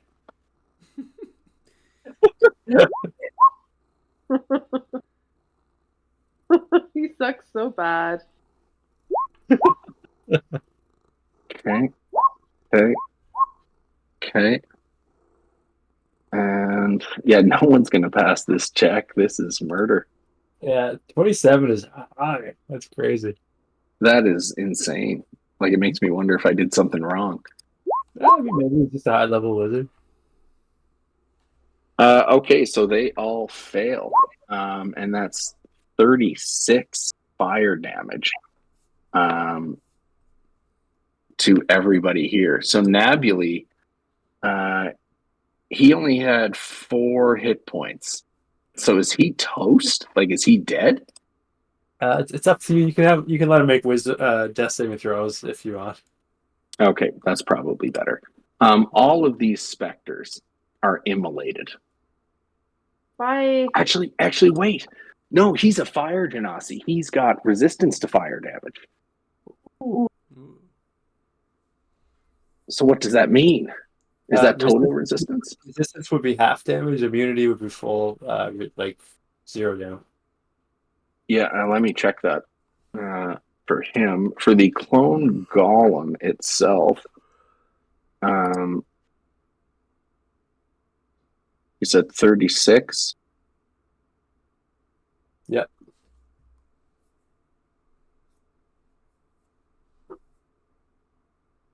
Okay. So yeah, that's a significant chunk out of it. It's not nothing. Okay. So it's looking not great. There's one specter remaining. They're all toast, and Nabali needs to make a death saving throw on his next turn. He is out. You went hard. And yeah, and the place is super on fire. Is the whole place lit there now? Yeah, definitely. The whole place is lit. It's lit, fam. Nice. So his death saving throw, where do I go? Do I just roll that normally, or is there a spot on his character sheet to do it actually won't be until his next turn. Yeah, I think he's next up. Oh, no, because he just cast Fireball. Never mind. It's Malbec's turn. Awesome. Okay. Not much of a healer, Malbec. But he can do some damage. Can I do anything to help you? I think I'm just going to come over and try to stabilize you. Actually, no. I'm gonna come over, and I'm gonna dimension door the two of us, like, over here.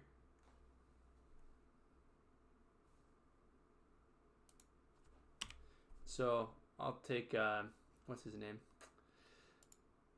Navigate and teleport him over to here. Sorry.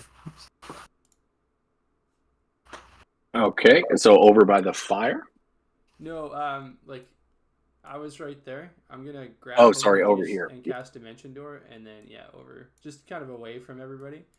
And then Yeah, Pat, and can I use like my bonus action to try to stabilize him?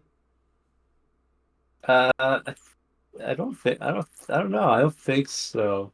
I think if you dimension door it out of there, you'd probably be on the hook. That's my action. Okay. Yeah. Wow. Ask him, Path. Like I'm right here. I mean, I guess I'm it's right up to here. Liam. My It's up bad. to Liam. Yes. What's the No, it's fine. Just pretend I'm not here. You know, I'm just the dungeon servant. He's the dungeon master. I mean, I'd be happy to stabilize him if that's the rules in this universe. No, it's not. No, you have to sit with your choices. Okay, it's the clone golem's turn. Unless there's anything else you'd like to do or wish you did. I have no other options. Huh. Typical. The clone golem is suddenly all alone except for a little grug. The clone golem is going to multi-attack, I'm afraid. Can't. Little grug. Oh, right. Can only do the one. Yeah. Mm-hmm. Good one, Less Golem. than ideal. It's going to go and slam. It's going to slam little grug. Mm. Why aren't you working?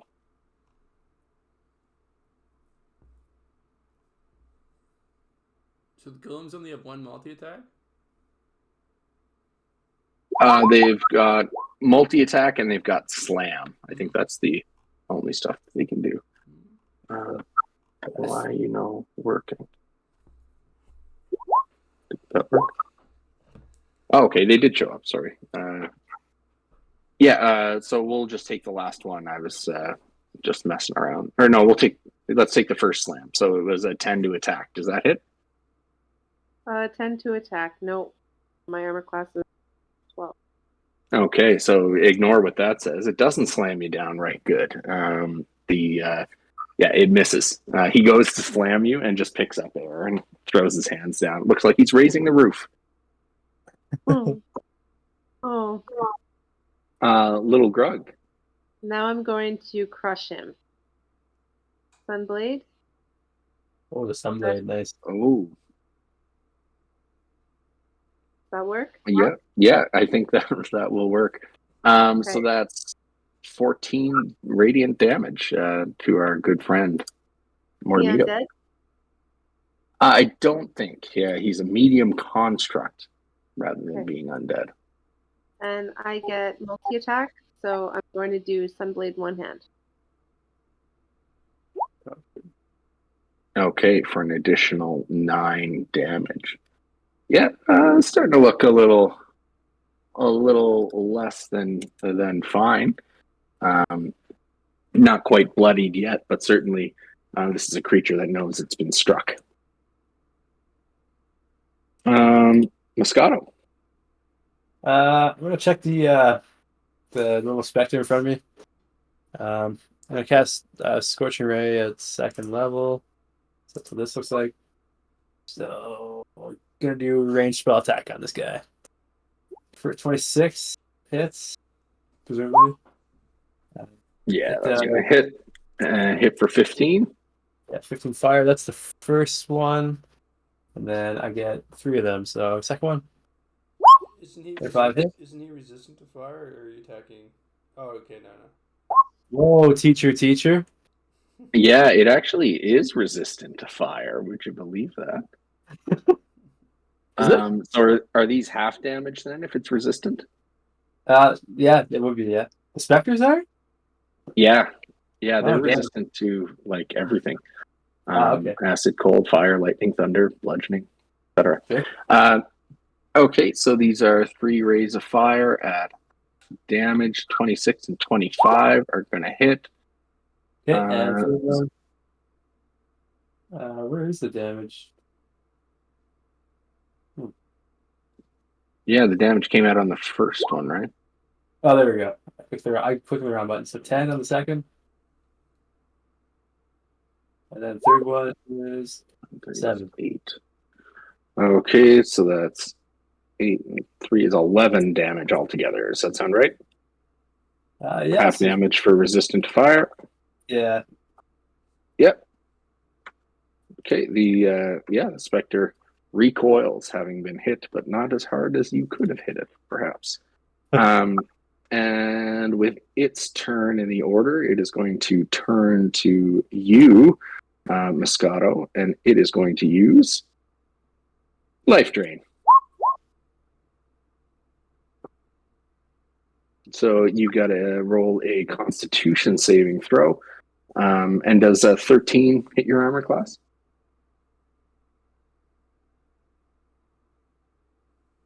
Sorry, I'm gonna cast shield again. Okay. Yeah, I'll burn the spell slot there. So that's 16. So we missed.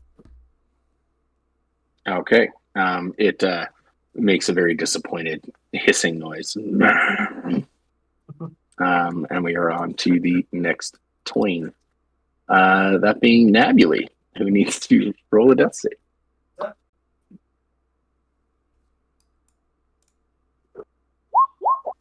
Ooh, he fails. Oh no. What is he at right now? Is he at just the one failed throw? Yeah. Okay, and on to Malbec's turn. Melbeck will try to stabilize our guy here. Is it a medicine check? I don't know. Let's check with our DM. I purposely directed that one your way this time around. Pat, what do you think? Yeah, DC 10 medicine check. Okay. It's a DC 10 medicine check. Oh, excellent. I'm happy it came to the source. Yes, well, that's why I'm here.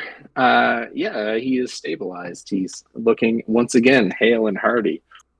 He sits up and says, pleased to be saving me, guys. And once again gives a thumbs up. Awesome. Anything else on your turn? Nope. Cool.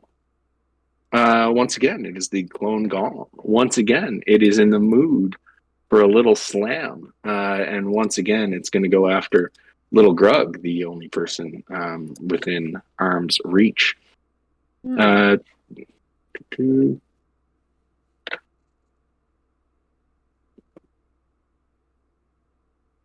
Why did that not show?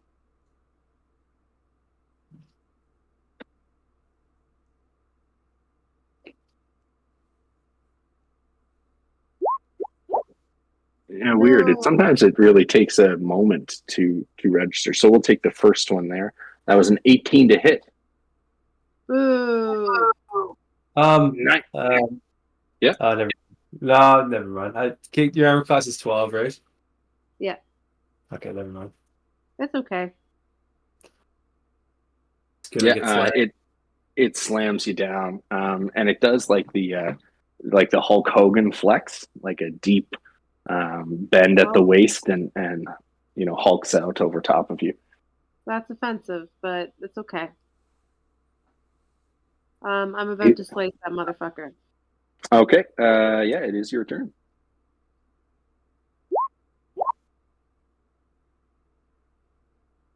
So a 24 is going to hit for 6. Let's see. Yeah, that's 6 measly radiant damage. 15 damage altogether. Wait, did that hit? Yeah. Yeah. Okay. Cool.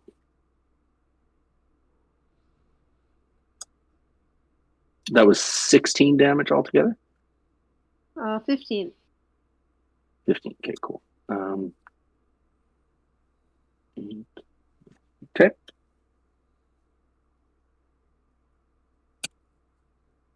One, two, three. Okay, cool. It is Moscato's turn. Okay, we catch Ray of Sickness on back in front of me. Ray of Sickness. Interesting.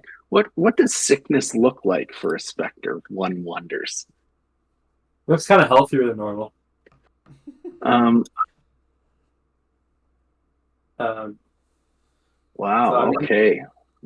Unfortunately, the specter is immune to poison damage.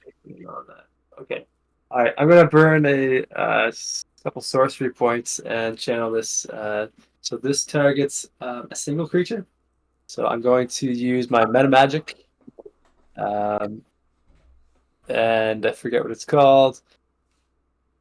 It lets me make 2 targets with when it's normally 1. What is it called? Twin casting. What is it called? Wow. Oh yeah. Twin spell. Yeah. Okay. It's gonna be 1 sorcery, 2 sorcery points. So I'm gonna also do this. The other guy's probably gonna be best against poison too. I'm gonna cast that on the meat Mortimer guy. Okay. So you're gonna cast Ray of Sickness on him? Yes. Yeah. Of course, he is immune to poison damage. Okay, perfect. All right, maybe not the best choice, but I'll burn the sorcery spell. And one thing, so this is a wild magic. Hey guys, and welcome back to this is a wild magic sorcerer, so you kind of get to choose when there's a wild magic surge. Liam, I meant to mention this. So if there's like a once per my turn, you can say like roll a d20. And then to see if there's like a complication from the wild magic. Oh, interesting. Yeah. Is there a complication from the wild magic? I don't know. Let's roll a d20. So roll 20. 13. I think I'm good. Yeah, I have to roll on that one, and then I roll on a wild magic surge table if I roll on that one. Wow. Yeah. That's cool. Yeah. Okay, that's my turn. I'm just gonna stay where I am and just throw impotent spells at these things. Okay, the specter is right in front of you, and once again, it is going to go in for a little life drain action. Okay. That hits. Yeah. 21. It's 15 necrotic damage, and roll a DC 10 Constitution saving throw. I weirdly have good Constitution. Okay, I'm in. Sick. Okay, yeah, you're good. So just 15 necrotic damage. Okay. It is Nabuli's turn. He is once again feeling like he's got the perfect solution to the little problem that is plaguing you guys. And he wonders if the occasion might be ripe for a little fireball action. He is going to cast it. Oh, he's a maniac. He is going to cast it at the clone golem, and in his excitement, little Grug is probably going to get swept up in this one. Oh. I should have just left him down. So that's a DC 27 dex save for little Grug. Best of luck to you in that. Wait, what do I have to roll? A dex save. Yeah, so Mortamito has... Oh, close but no cigar. I'm afraid you're going to take 27 fire damage. Uh-oh. Should we restrain himself? Yeah. He's got more damage shots, I think, than the other guys have. Yeah, and you are looking at the clone golem right now, and it is looking really, really beat up. It is deeply bloodied and probably doesn't have much left. Nabali says, am I doing pretty good, guys? It's been a while since old Nabali's been in a Donnybrook like this one, you know. Yeah, that's the end of his turn. Thank Malbec you, is up. Natalie. Malbec. Oh, you're welcome, guys.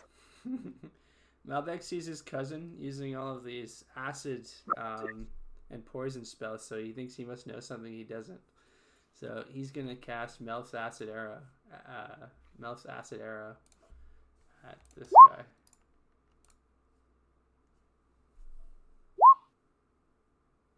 At which guy? Sorry, the Spectre? Yes, the Spectre. So Okay. I rolled a 15 to hit. Okay, I believe that hits. And it has 7 acid damage, so I think he does have resistance. Okay. Yeah, resistant to acid, so that's going to hit for 3. Yeah, he's not looking great. He's a little beat up over there. He's doing whatever the spectral equivalent of bleeding would be. Is there anything else that you'd like to do with your turn? No. I'm gonna shout at Nebula and be like, "Hey, like, stop hitting our own team." I don't know what you're talking about, guy. He says, and he's like raring to go. You can see him prepping another fireball already. Just like his fingers are sparking, and he's looking very excited. It is the clone golem's turn. And he is going to, go into Little Grug for yet another slam. How does a 20? I actually need to do a Constitution. Anyway, I was concentrating on that slow spell, but I forgot to do a spell save. Concentration. Regrettably, I have died. I'm dead. I don't think that's regrettable at all. Are you like, you're not dead, are you? Like you're just unconscious? Yes, that's right.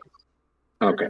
This is the first time since we've ever played that this has happened. Wow. Finally. Wow. I really am the best DM ever. Yeah. That means I'm winning, right?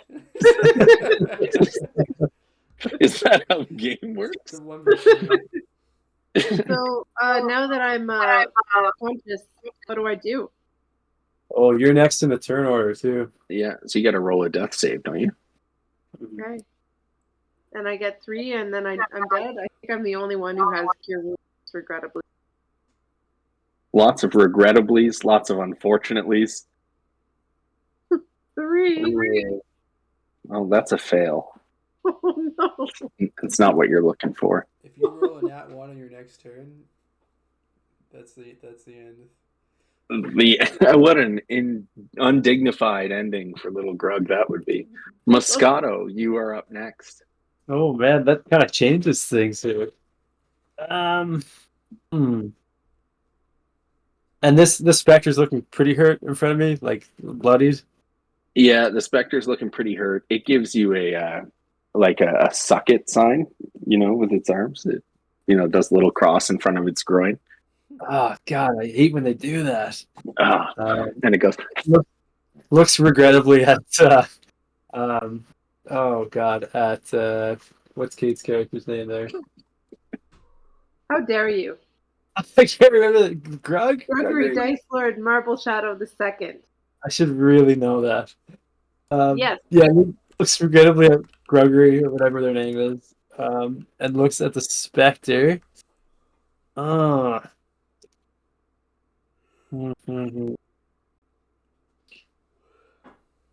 It's gonna cast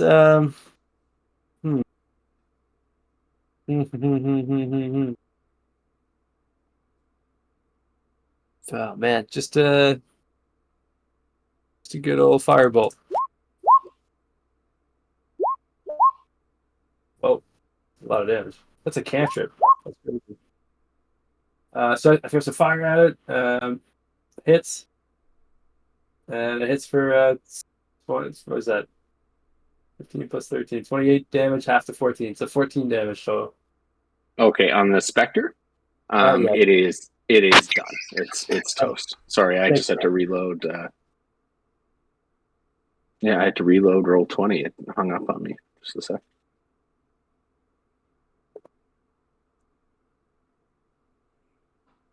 And then I'm gonna take my movement and just go up and over here, 25 feet of movement.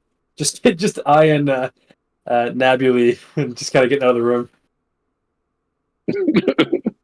All right, yeah. I don't know why my roll 20 is hanging up on me, but that specter is toast. And yeah, who's next in the turn order there? Did it all disappear? It did, yeah. Okay, just 1 second, people. Sorry. Yeah, the specter is toast. Get out of here, you. You gone. Yeah, I believe it's Malbec's turn, but correct me if I'm wrong. I have to redo the turn order here. We can just. Do you want to just freestyle it, or do I need to load up the initiative again? I think we can. There's only the one monster left, so. Yeah. All right, so it's Malbec's turn. We'll say. Okay, Malbec has how much movement? 25. Are each one of these squares 5 feet? Yep, should be. 5, 10, 15, 20.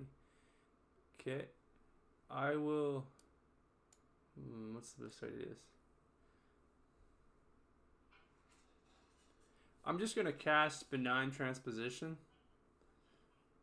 Do I want to do that? Yeah, I'm going to do it. So I can swap places with somebody. So I'm going to swap places with Gregory, the long last name, Dice Lord. Dice Lord Marble Shadow. Second. Thank you.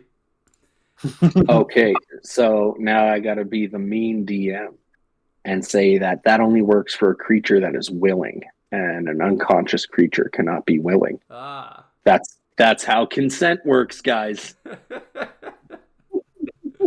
Okay, important lesson. Important lesson here. Wow. Okay. Yeah, well, you learn a lot talking to me.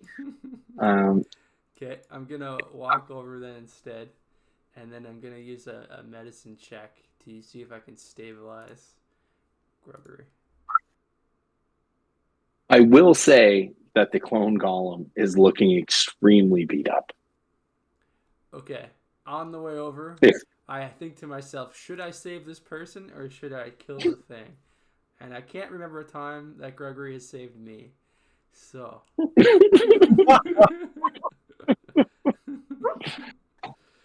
I don't have any great spells for this, for damage.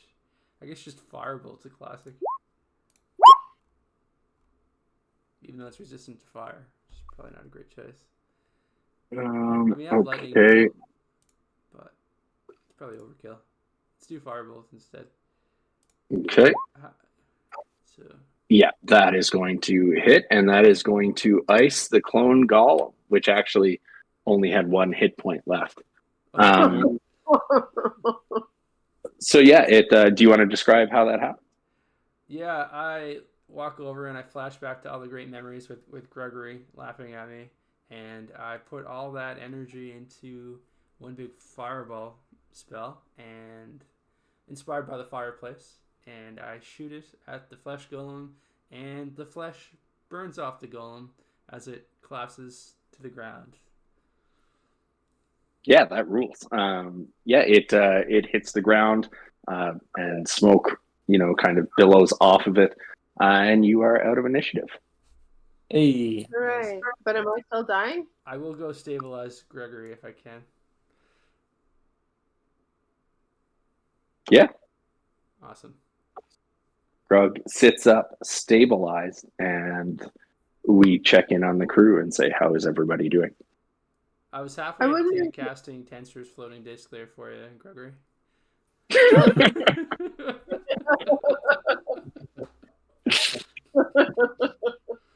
I wouldn't mind calling it just because I have to get ready for tomorrow.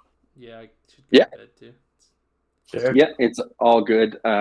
We would have a little bit left here. So, we can do that anytime now that I know how everything works. I appreciate everyone putting up with my foibles. Oh, you crushed it tonight. This is fun. That was awesome.